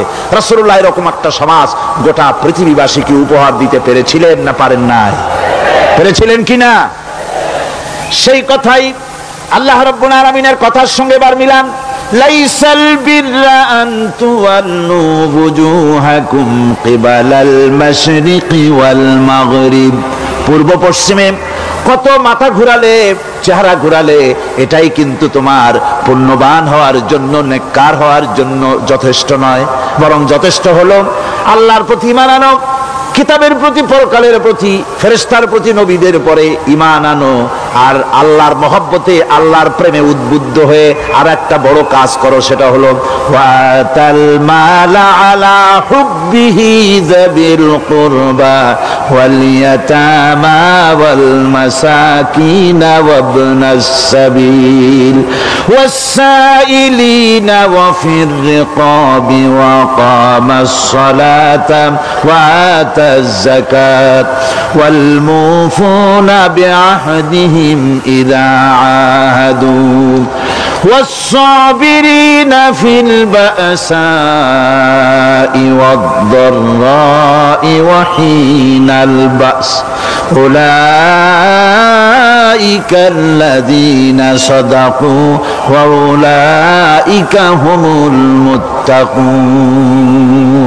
আরেকটি গুরুত্বপূর্ণ কাজ করতে হবে আল্লাহ পরকালে বিশ্বাস করার সাথে সাথে, সেটা হলো এই, তোমাদের জানের মতো প্রিয় ধন এবং সম্পদকে আল্লাহর মহব্বতে খরচ করতে হবে। সেজদা দিয়া কপালে দাগ লাগাইছো কিন্তু প্রতিবেশীকে সাহায্য করো নাই, গরিবদেরকে দাও নাই, এতিমকে দাও নাই, বোনকে ঠকাইছো, মেয়েকে ঠকিয়েছো, তোমার ওই সেজদায় কিয়ামতে কাজ দিবে না।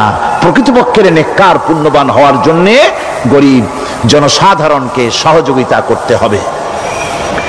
এরপরে মাঝখান থেকে যেটা বাদ দিয়েছিলাম, বলেছিলাম নামাজ এবং যাকাত। আমি যাকাতটা কালকে আগে নিয়ে এসেছিলাম, নামাজটা ছিল আগে।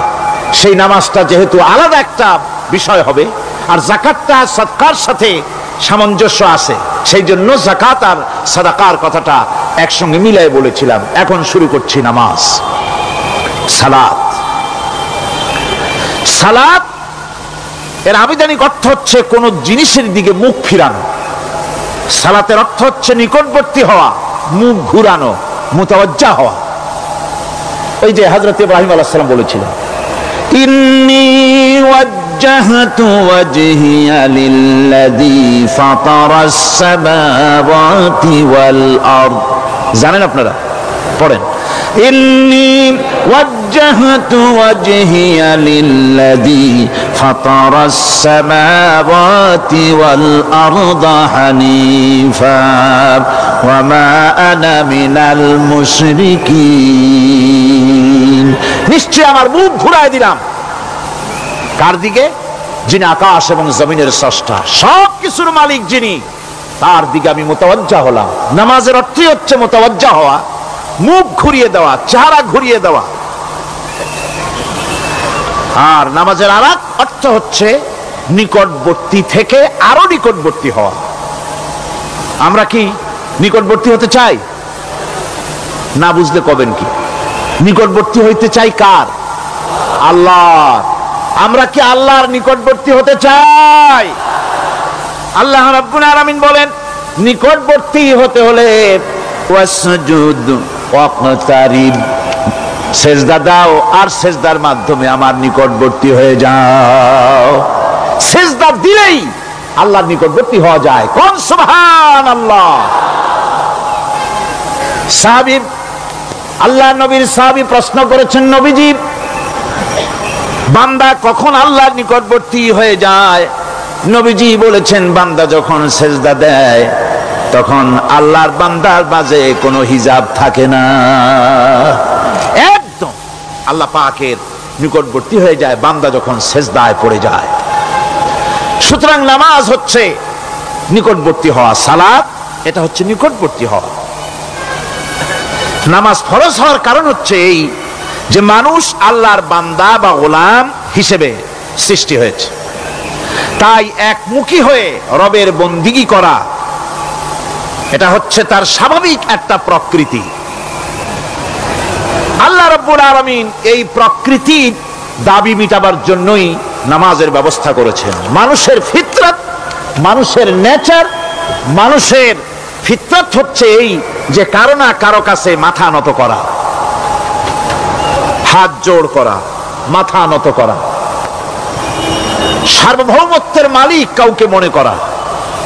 হাত জোড় করতে হলে, মাথা নত করতে হলে, সার্বভৌমত্বের মালিক হিসেবে কাউকে গ্রহণ করতে হলে আল্লাহর বিকল্প কেউ আছে নাকি? ইসলামের মূল দাওয়াতটা হলো ফিতরত অনুযায়ী দাওয়াত দেওয়া হয়েছে, মানুষ যেন মাথা নত করে, গোলামি করে।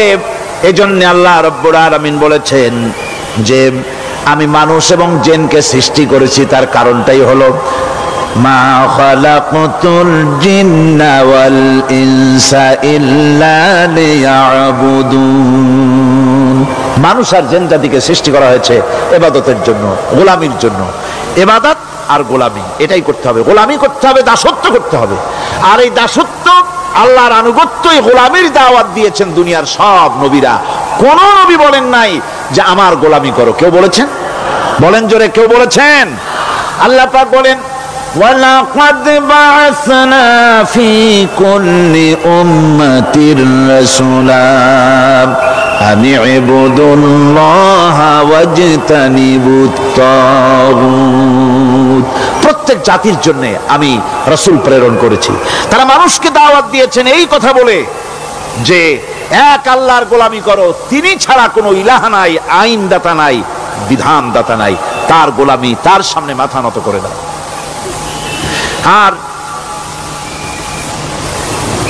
প্রত্যেক নবীর যুগেই নামাজ রোজা শরীয়তের মধ্যে ছিল, নামাজ রোজা কম বেশি প্রত্যেক নবীর জামানায় আল্লাহ পাক এটাকে বাধ্যতামূলক করেছিলেন। নামাজ রোজা যাকাত সব নবীদের জন্য বাধ্যতামূলক ছিল, তার উম্মতের জন্য বাধ্যতামূলক ছিল। নামাজ হচ্ছে তাওহীদের অবশ্যম্ভাবী এক বহির্প্রকাশ। তাওহীদের জন্য তাওহীদবাদী মানুষ যারা, তাদেরকে নামাজ আদায় করতেই হবে।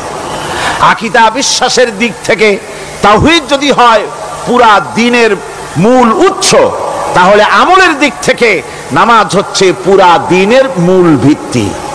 নামাজ হচ্ছে আমলের মূল ভিত্তি, এর বাস্তবায়ন ছাড়া দ্বীন পূর্ণ হয় না। নামাজ মুমিনের কেবলমাত্র একটি উত্তম আমলই নয়, বরং নামাজ হচ্ছে ইমানের মূল ভিত্তি। যার কাছে নামাজ নাই তার কাছে কিছুই নাই। রাসূল করিম সাল্লাল্লাহু আলাইহি ওয়াসাল্লাম বলেছেন যে নামাজ যে ব্যক্তি পড়ে না, আল্লাহ পাকের সাথে তার কোনো সম্পর্ক বাকি থাকে না। সুতরাং এই নামাজটা হচ্ছে এই যে একমাত্র একাগ্র চিত্তে আদবের সাথে আল্লাহর সামনে রুজু হয়ে যাওয়া। কোরআনে কারীম বলছে মুনিবিনা ইলাইহি ওয়াত্তাকুহু ওয়াকিমুস সালাতা ওয়া লা তাকুনু মিনাল মুশরিকিন। তোমরা আল্লাহর দিকে রুজু হয়ে যাও এবং তাকে ভয় করে অন্যায় কাজ থেকে বিরত থাকো, আর নামাজ কায়েম করো, মুশরিকদের অন্তর্ভুক্ত হয়ে যেও না। নামাজ কায়েম করা, নামাজের আদেশ কোরআনে কারীমের মধ্যে আল্লাহ পাক বহু জায়গায় করেছেন। ঈমানের পর নামাজই হচ্ছে সবচেয়ে বড় জরুরি। একজন মানুষ ঈমান আনলো, যেমন কালকে একজন ঈমান এনেছে, ঈমান আনার সাথে সাথে তার প্রথম কাজ কি বলুন? বলেন প্রথম কাজ কি? ফজরের নামাজের আগে একজন ইসলাম কবুল করলেন, তার প্রথম দায়িত্ব নামাজকে আদায় করে দেওয়া, ফজরের নামাজ পড়া। জোহরের আগেই কেউ ঈমান আনলো, তার প্রথম দায়িত্ব জোহরের নামাজ আদায় করা। আসরের নামাজের আগে ঈমান এনেছে, তার প্রথম দায়িত্ব হলো আসরের নামাজ আদায় করা। তার মানে হলো ঈমান আনার পর একজন ঈমানদারের প্রথম দায়িত্ব হচ্ছে নামাজ। গুরুত্বপূর্ণ বিষয়, খুব ভালো করে শুনতে হবে, ইয়াদ রাখতে হবে প্রত্যেকটি মুসলমানের। এই নামাজ কি জিনিস, কেমনে আদায় করতে হবে, আদায় না করলে কি হবে, গুরুত্বপূর্ণ এই কথাগুলি প্রত্যেকের স্মরণ রাখতে হবে। হযরত মূসা আলাইহিস সালামকে আল্লাহ রাব্বুল আলামিন ওহী প্রদান করলেন। যেদিন ওহী দিলেন, ওহী দিয়ে সেই মুহূর্তে আল্লাহ পাক তাকে শোনালেন, ইন্নানি আনাল্লাহ লা ইলাহা ইল্লা আনা ফা'বুদনি ওয়া আকিমিস সালাতা লিযিকরি। নিশ্চয়ই আমি আল্লাহ, আমি ছাড়া কোন ইলাহ নাই, আমার গোলামি করো, আমার দাসত্ব করো, আর আমার শরণার্থে নামাজ কায়েম করো। নামাজ নামাজ নামাজ কায়েম করতে হবে, এটাই হচ্ছে ইমানের সবচেয়ে বড় দাবি।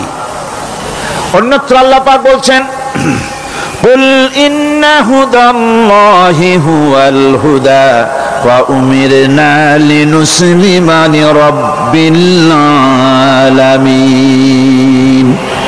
হে নবী বলুন, প্রকৃতপক্ষে আল্লাহর হেদায়েত হচ্ছে সঠিক হেদায়েত। সত্যিকারের হেদায়েত কার হেদায়েত? আল্লাহ পাকের হেদায়েত। এবং তার পক্ষ থেকে নির্দেশ করা হয়েছে যে সারা জাহানের মালিকের সামনে মাথা নত করে দাও। মাথা নত করবেন কার কাছে? আল্লাহ পাকের কাছে। ওয়া আনাকিমুস সালাতা ওয়াত্তাকুহু ওয়া হুয়াল্লাযী ইলাইহি তুহশারুন। আর নামাজ প্রতিষ্ঠা করো, আল্লাহ রাব্বুল আলামিনের ভয়তে সমস্ত অপরাধমূলক কাজ থেকে, অসামাজিক কার্যকলাপ থেকে বিরত থাকেও। আর একদিন মনে রেখো, তোমাদের সকলকেই আল্লাহ রাব্বুল আলামিনের দরবারে উপস্থিত হতে হবে। নামাজ ঈমান থাকা না থাকার প্রমাণ। ঈমান আছে কি ঈমান নাই এর প্রমাণ কি? নামাজ। আল্লাহ পাক বলছেন, ফালা সাদ্দাকা ওয়ালা সাল্লা ওয়ালাকিন কাযযাবা ওয়া তাওয়াল্লা। কিন্তু না সে সত্য মেনে নিল, আর না সে সালাত আদায় করলো, বরং সত্যকে মিথ্যা মনে করে ফিরে গেল।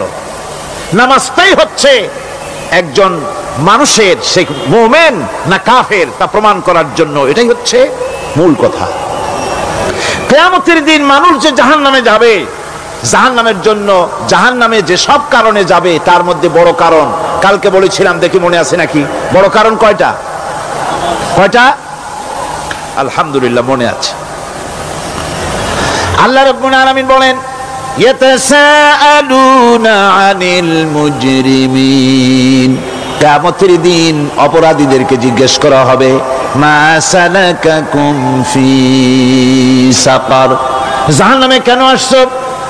জবাবে তারা বলবে, ক্বালু লাম নাকু মিনাল মুসাল্লিনা ওয়া লাম নাকু নুতঈমুল মিসকিন। নামাজ পড়ি নাই, আর এতিম মিসকিনদের খেতে দেই নাই, এই কারণেই জাহান্নামে এসেছি। কল নাউযুবিল্লাহ। নামাজ যারা পড়বে না জাহান্নামে যেতে হবে। কোথায় যেতে হবে? কেউ কেউ মনে করতে পারবেন নামাজের ওয়াজ বহু শুনছি, এর চাইতে গুরুত্বপূর্ণ জিনিস আর নাই। নামাজের চাইতে গুরুত্বপূর্ণ ইবাদত আল্লাহর সৃষ্টি করেন নাই। মুসলমানের জন্য সর্বশ্রেষ্ঠ ইবাদত কি? চিল্লায় এখন জোরে বলেন কি? এই নামাজ আকসার মানুষের নামাজ হয় না। যারা আমরা নামাজ পড়ি, বহু লোকের নামাজ পড়ে ঠিক, কিন্তু নামাজ আদায় হয় না। আমি সে কথা বলবো সামনের দিকে, প্রাণ খুলে শুনবেন, কাজে লাগবে ইনশাআল্লাহ। কোন ইনশাআল্লাহ? আকীদাগত দিক থেকে ঈমান হলো তাওহীদের স্বীকৃতি, আর আমলের দিক থেকে নামাজ হচ্ছে তাওহীদের বহিঃপ্রকাশ। আপনি মুসলমান তা প্রমাণ হবে নামাজ দিয়ে। নামাজহীন ঈমানের দাবি মূল্যহীন। যার নামাজ নাই তার ঈমানের দাবি করার কোনো মূল্যই নেই। অনেক এরকম কথা বলে, হুজুর আমি মানুষটা নিতান্ত খারাপ না, যাই মনে করেন, গ্রামে রাস্তা বানাইছি, ব্রিজ করে দিয়েছি, কালভার্ট করেছি, এতিম মিসকিনদের তাও মাঝে মধ্যে খাবার দেই। নামাজ হচ্ছে ইসলামের গণ্ডির মধ্যে প্রবেশের প্রমাণ। কোরআনে কারীম বলছে ফাইন তাবু ওয়া আকামুস সালাতা ওয়া আতাউজ যাকাতা ফাইখওয়ানুকুম ফিদ্দীন। সূরা তওবা এসেছে, তারা যদি তওবা করে আর নামাজ কায়েম করে, যাকাত যদি আদায় করে, তাহলে এখন তোমাদের সে দিনী ভাই, এখন ভাই হয়ে গেল। একটু আগে ছিল কাফের মুশরিক, এখন তোমার দিনী ভাই। দ্বীনের গণ্ডির মধ্যে প্রবেশ করা, কলেমা পড়ার সাথে সাথেই নামাজ। নামাজ হচ্ছে দ্বীনের প্রধান গেট, দ্বীনের প্রধান তোরণ। দ্বীনের মধ্যে প্রবেশ করার জন্য এই গেট দিয়ে প্রবেশ করতে হবে। সুতরাং এই নামাজের এতই গুরুত্ব দেওয়া হয়েছে। ইসলাম যদি ক্ষমতায় আসে, আল্লাহ যেন এনে দেন, জোরে কোন আমিন। ইসলাম যদি ক্ষমতায় এসে যায়, রব্বুল আলামিন তাফসীরের মাহফিল, কোরআন সামনে নিয়ে আশা করে তোমার দরবারে দোয়া করি, এই বিশাল জনসমুদ্রের দোয়া কবুল করো মাবুদ গো, এই বাংলাদেশকে ইসলামের দেশ বানাইয়া দাও। দেশটা যদি ইসলামের হয়ে যায়, আইন যদি আল্লাহর হয়, শাসন যদি সৎ লোকেরা করে, রব্বুল আলামিন কোরআন শরীফে বলেন, তাহলে তারা 4টা কাজ করবে। আল্লাযীনা মাক্কান্নাহুম ফিল আরদ আকামুস সালাতা ওয়া আতাউজ যাকাত ওয়া আমারু বিল মারুফি ওয়া নাহাউ আনিল মুনকার। মুমিনরা ক্ষমতায় এসে প্রথম যে কাজটা করবে, প্রথমে ক্ষমতায় এসেই নামাজ বাধ্যতামূলক করবে। প্রথম কি? ওয়াজ নসিহতে অনুরোধ করা হবে না, বাবাজিরা আল্লাহর রাস্তায় নামাজটা পড়ে না। রেডিও এবং টেলিভিশনের মাধ্যমে রাষ্ট্রপ্রধান অর্ডার করে দিবেন, আজ থেকে বাংলাদেশের 12 কোটি তাওহীদি জনতা, নারী পুরুষ যারা আকেল বালিগ, সকলের জন্য নামাজ বাধ্যতামূলক, নামাজ পড়তেই হবে। এটা অর্ডার। বেলা যখন 1টা বেজে যাবে, বেলা যখন 1টা বাজবে, সমস্ত মসজিদে আজান শুরু হয়ে যাবে। আজানের সাথে সাথে অফিস, আদালত, কল কারখানা, ক্ষেত খামার, শিক্ষাঙ্গন সব ডেডলক হয়ে যাবে। আধা ঘন্টার জন্য বন্ধ হয়ে যাবে। যারা মুসলমান অফিসে, কলেজে, ইউনিভার্সিটিতে, সর্বত্র তারা নামাজের জন্য প্রস্তুতি নেবেন। আধা ঘন্টার ভিতরে নামাজ আর খানা সেরে আবার কলেজ চলবে, বিশ্ববিদ্যালয় চলবে, কল চলবে, কারখানা চলবে, ক্যান্টনমেন্ট চলবে, সেক্রেটারিয়েট চলবে, সব আপন গতিতে চলতে থাকবে। আল্লাহর রহমত, বরকত আকাশ ফেরে নাজিল হয়ে যাবে। আর এই অর্ডার যে দেওয়া হবে, নামাজ পড়বেন, সেখানে থানায় যখন আজান হবে, থানায় আজান হয়ে গেছে, থানার স্টাফ, পুলিশ যারা আছে জামাতে খাড়া হয়ে যাবে, ইমামতি করবেন ওসি সাহেব। এসপির অফিসে এসপি সাহেব ইমামতি করবেন, ডিসি সাহেব তার অফিসে ইমামতি করবেন, মন্ত্রী সেক্রেটারিয়েট ইমামতি করবেন, প্রেসিডেন্ট বঙ্গভবনে ইমামতি করবেন, বিশ্ববিদ্যালয়ের ভাইস চ্যান্সেলরের ইমামতিতে সে জায়গার মুসলমান ছাত্র ছাত্রী, শিক্ষক শিক্ষয়িত্রী এক জামাতে নামাজ আদায় করবে। এই যদি হয় চিত্র দেশের, অপরাধ থাকবে? থানায় ওসি সাহেব নিজেই যদি জামাতের ইমামতি করেন, এইভাবে নামাজ আদায় করেন পুলিশদের নিয়ে জামাতে, ঘুষ আর খাবে তারা? এসপি সাহেবের অফিসে, ডিসি সাহেবের অফিসে মন্ত্রীরা যদি ভাবে নামাজ কায়েম করে, তাহলে কি অন্যায় অপরাধ কিছু থাকবে সমাজে? থাকবে না। সুতরাং নামাজ বাধ্যতামূলক করে দেওয়া হবে। নামাজ বাধ্যতামূলক, সকলকে নামাজ পড়তে হবে। নামমাত্র মুসলিম জাতির রাষ্ট্র ক্ষমতা গ্রহণ করাই হলো ইসলামী শাসন ব্যবস্থা নয়। ইসলাম ক্ষমতায় গিয়া অমুসলিমদের উপরে শাসন জারি করবে, আর অন্যান্য সরকারের মতো আমোদ ফুর্তি করে রাস্তাঘাট বানায় টানা এসিতে শুয়ে থাকবে, তা না। রাস্তা হবে, ঘাট হবে, কলেজ হবে, সব হবে, কিন্তু যারা মুসলমান তাদেরকে নামাজ পড়তে হবে। গোটা জনগণকে শাসক আর শাসিত উভয় গোলাম হবে আল্লাহ। উভয় গোলাম হবে কার? তখন প্রেসিডেন্টের বাবার ক্ষমতা নাই নিজের কোন আইন চালু করে, পার্লামেন্টের বাবার ক্ষমতা নাই ইসলামের বিরুদ্ধে টু শব্দটি করতে পারে। সেখানে শাসক আর শাসিত, শাসক আর শাসিত হয়ে যাবে একজন এক হুকুমদাতার গোলাম। সেই হুকুমদাতাকে ইনিল হুকমু ইল্লা লিল্লাহ আলা লাহুল খালকু ওয়াল আমর। প্রেসিডেন্ট থেকে শুরু করে শাসক আর শাসিত সব আইন মানবে ওই আল্লাহ রব্বুল আলামিনের, যিনি এই তামাম জাহান সৃষ্টি করেছেন। সৃষ্টি যার আইন চলবে সেই আল্লাহ রব্বুল আলামিনের, এবং তার আইনের সার্বিক অনুসরণ করে চলতে হবে সকলকে।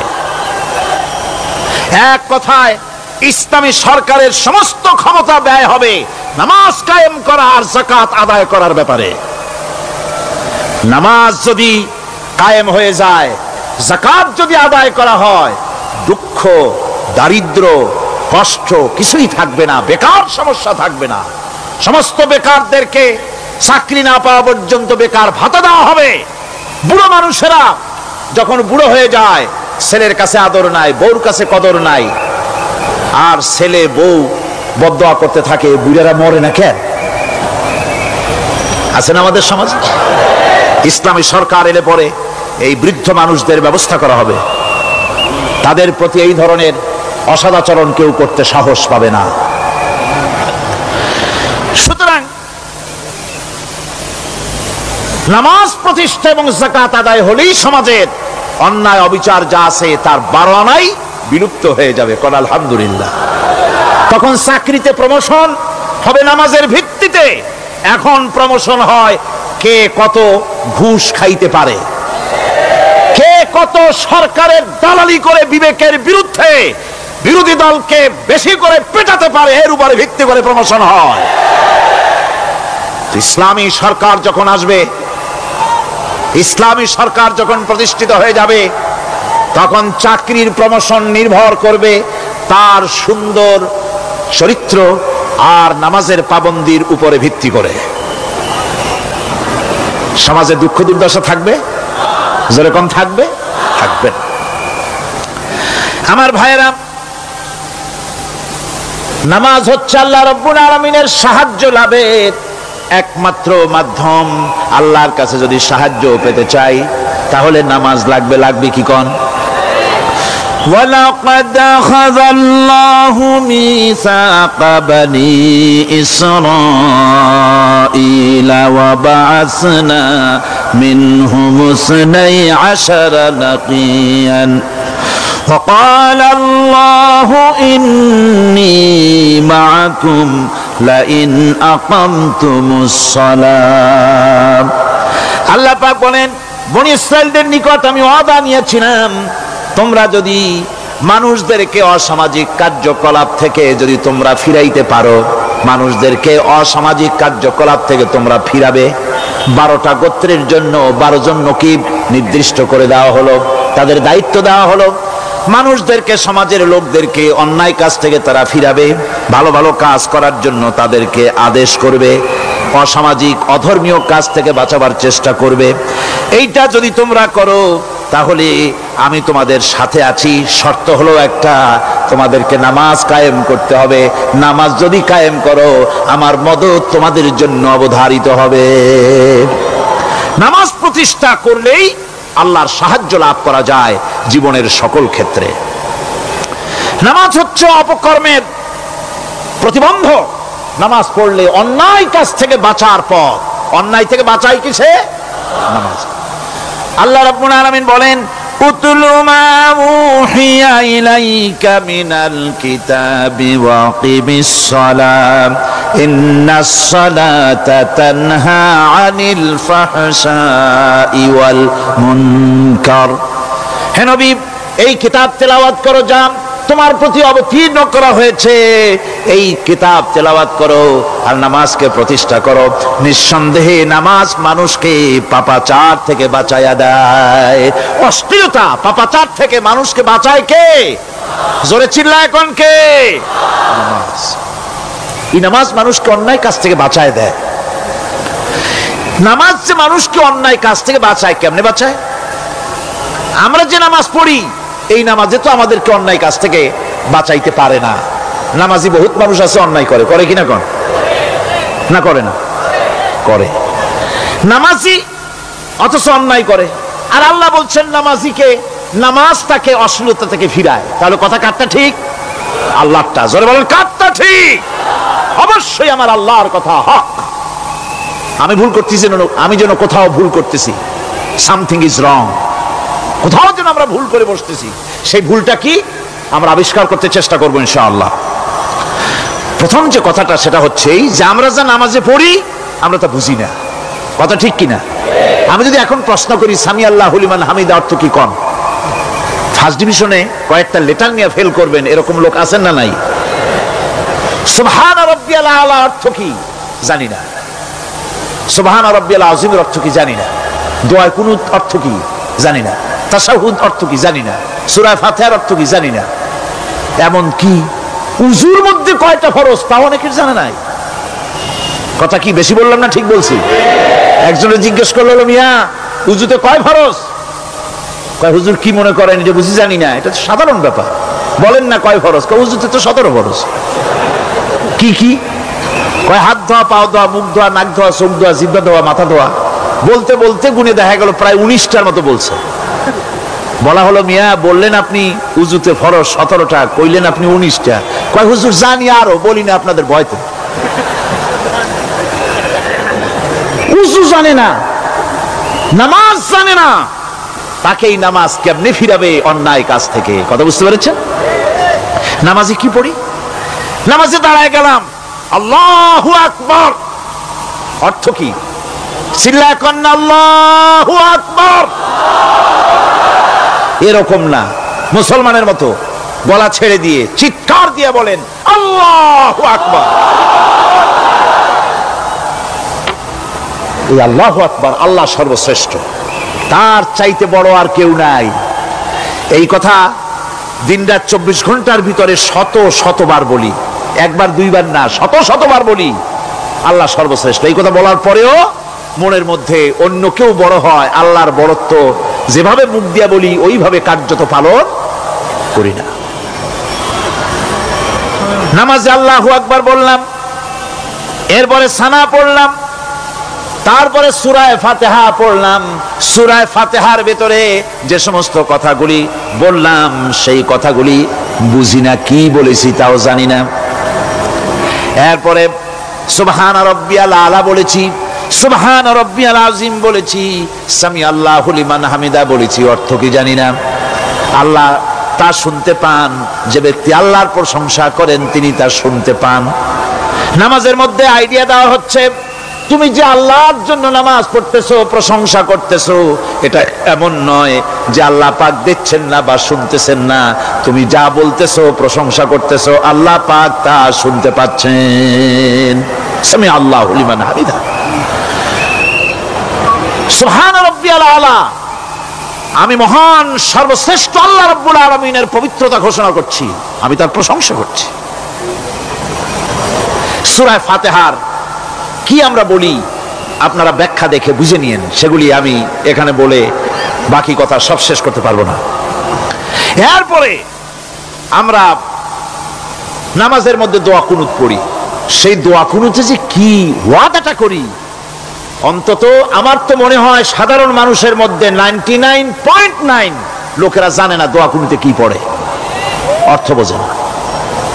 দোয়া কুনুতের মধ্যে বলা হচ্ছে আল্লাহুম্মা ইন্না নাস্তাঈনুকা, হে আল্লাহ আমি তোমার কাছে সাহায্য চাই। কার কাছে সাহায্য চাই? আল্লাহর কাছে সাহায্য চাই। নামাজের ভিতরে বলতেছেন, এই কথা যদি অর্থ আপনি জানতেন যে তোমার কাছে সকল ব্যাপারে সাহায্য চাই তোমার কাছে, এই কথাটা যদি মনে প্রাণে বুঝতেন তাহলে দুনিয়ায় কোনো মাজারে গিয়া মরা জিন্দা মানুষের কাছে গিয়া নিজের ছেলে মেয়ে চাইতেন না, চাকরির উন্নতি চেতেন না। আপনি নামাজের ভিতরে বলতেছেন আপনার কাছে, আয় আল্লাহ আপনার কাছে সর্বপ্রকারের সাহায্য আপনার কাছে চাই। নামাজের ভিতরে কিসের মধ্যে বলতেছেন?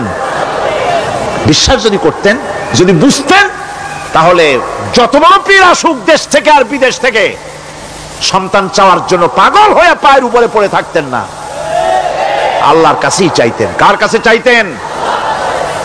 এরপরে বলতেছেন আস্তাগফিরুকা, তোমার কাছে ক্ষমা চাই, গুনাহ করেছি, অনেক গুনাহ করেছি, তোমার কাছে ক্ষমা চাই, কারণ সাহায্য করতে পারো তুমি, গুনাহও মাফ করতে পারো তুমি। গুনাহ মাফ করার ক্ষমতা কি আছে পৃথিবীর কারো? আকাশে জমিনে আল্লাহ ছাড়া মানুষের গুনাহ কেউ মাফ করতে পারে? এরপরে বলতেছি অনুমিনু বিকা, আয় আল্লাহ আমি তোমার উপরে ঈমান এনেছি, পরিপূর্ণভাবে তোমার উপরে ঈমান এনেছি, ওয়া নাতাওয়াক্কালু আলাইক, আর তোমার উপরেই কেবলমাত্র ভরসা করেছি। ঈমান এনেছি তোমার উপরে, ভরসা করছিও তোমার উপরে। এই কথাগুলি যদি আমরা বুঝতাম তাহলে আত্মাটা বড় হয়ে যেত, মাথাটা আল্লাহ ছাড়া কারো সামনে নত হতো না। ঠিক না বেটি? আল্লাহ ছাড়া কারো সামনে মাথা নত হতো না। আল্লাহর উপরই ভরসা, তোমার উপর ভরসা করছি, তোমার উপর ঈমান এনেছি। এরপরে বলছি ওয়ানুসনি আলাইকাল খায়র, সর্বপ্রকার কল্যাণের সাথে তোমার প্রশংসা করতেছি। ওয়ানাশকুরুকা, আর তোমার কৃতজ্ঞতা স্বীকার করছি, আমি তোমার শুকর আদায় করি, সর্ব ব্যাপারে তোমার শুকর আদায় করি। আর কি করি? ওয়ালা নাকফুরুকা, আমি কুফরি করি না, অকৃতজ্ঞ নই, আমি তোমার কৃতজ্ঞ বান্দা, আমি অকৃতজ্ঞ নই। একথা আপনি নামাজের মধ্যে বলেন, কিন্তু কৃতজ্ঞতা স্বীকার করেন না।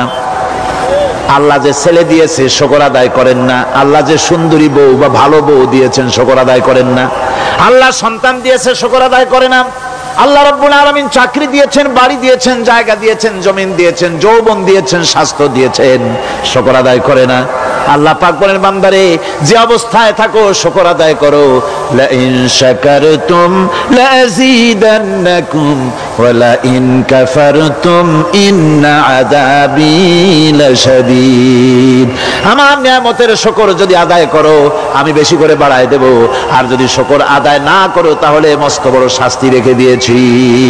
সব ব্যাপারে শুকর আদায় করো, আমার নিয়ামতের শুকর আদায় করো। চোখ দিয়ে দেখতে পাও, কও আলহামদুলিল্লাহ। মুখ দিয়া কথা বলতে পারো, কও আলহামদুলিল্লাহ। যা খাও মজা লাগে বলো আলহামদুলিল্লাহ। কাজ করতে পারো বলো আলহামদুলিল্লাহ। সব ব্যাপারে আল্লাহর শুকর আদায় করতে হবে। শুকরিয়া আদায় করলে রব্বুল আলামিন তারে আরো বাড়ায় দিবেন। এই কথাই বলতেছি, আল্লাহ শুকর করি, আর তোমার সাথে আমি কুফরি করি না, কৃতজ্ঞ আমি নই। ওয়া নাখলাউ ওয়া নাতরুকু মান ইয়াফজুরুকা, আর আমি ওয়াদা করতেছি এই কথা, তোমার সাথে যারা প্রকাশ্য দুশ্মনী করে, যারা প্রকাশ্য গুনার মধ্যে লিপ্ত আছে আর তোমার সাথে দুশ্মনী করে, ওদের সাথে আমার সমস্ত সম্পর্ককে ছিন্ন করে দিলাম। দেখছেন নামাজে কি কইলেন আপনি? আপনি নামাজে কত বড় কথা বললেন। ওয়া নাতরুকু মান ইয়াফজুরুকা, আয় আল্লাহ আমি ওয়াদা করছি তোমার সাথে যারা দুশ্মনী করে, যারা প্রকাশ্য গুনাহ করে, তাদেরকে আমি পরিত্যাগ করছি, তাদের সাথে আমার কোনো সম্পর্ক নাই। এই কথা বলার পরে আপনার সম্পর্ক কার সাথে একটু চিন্তা করেন তো। আপনার বন্ধু কারা? ইলেকশন আসলে ভোট দেন কাদেরকে? কাদের চা খাওয়ান, কাদের চান্দা দেন? একটু চিন্তা করেন, অঙ্কের সাথে মিলাই নেন। তাহলে দেখুন, মুখে বলে এক কথা, কাজে করে আর একটা। আরে কি কয়? চিল্লায় কোন? আরে কি কয়?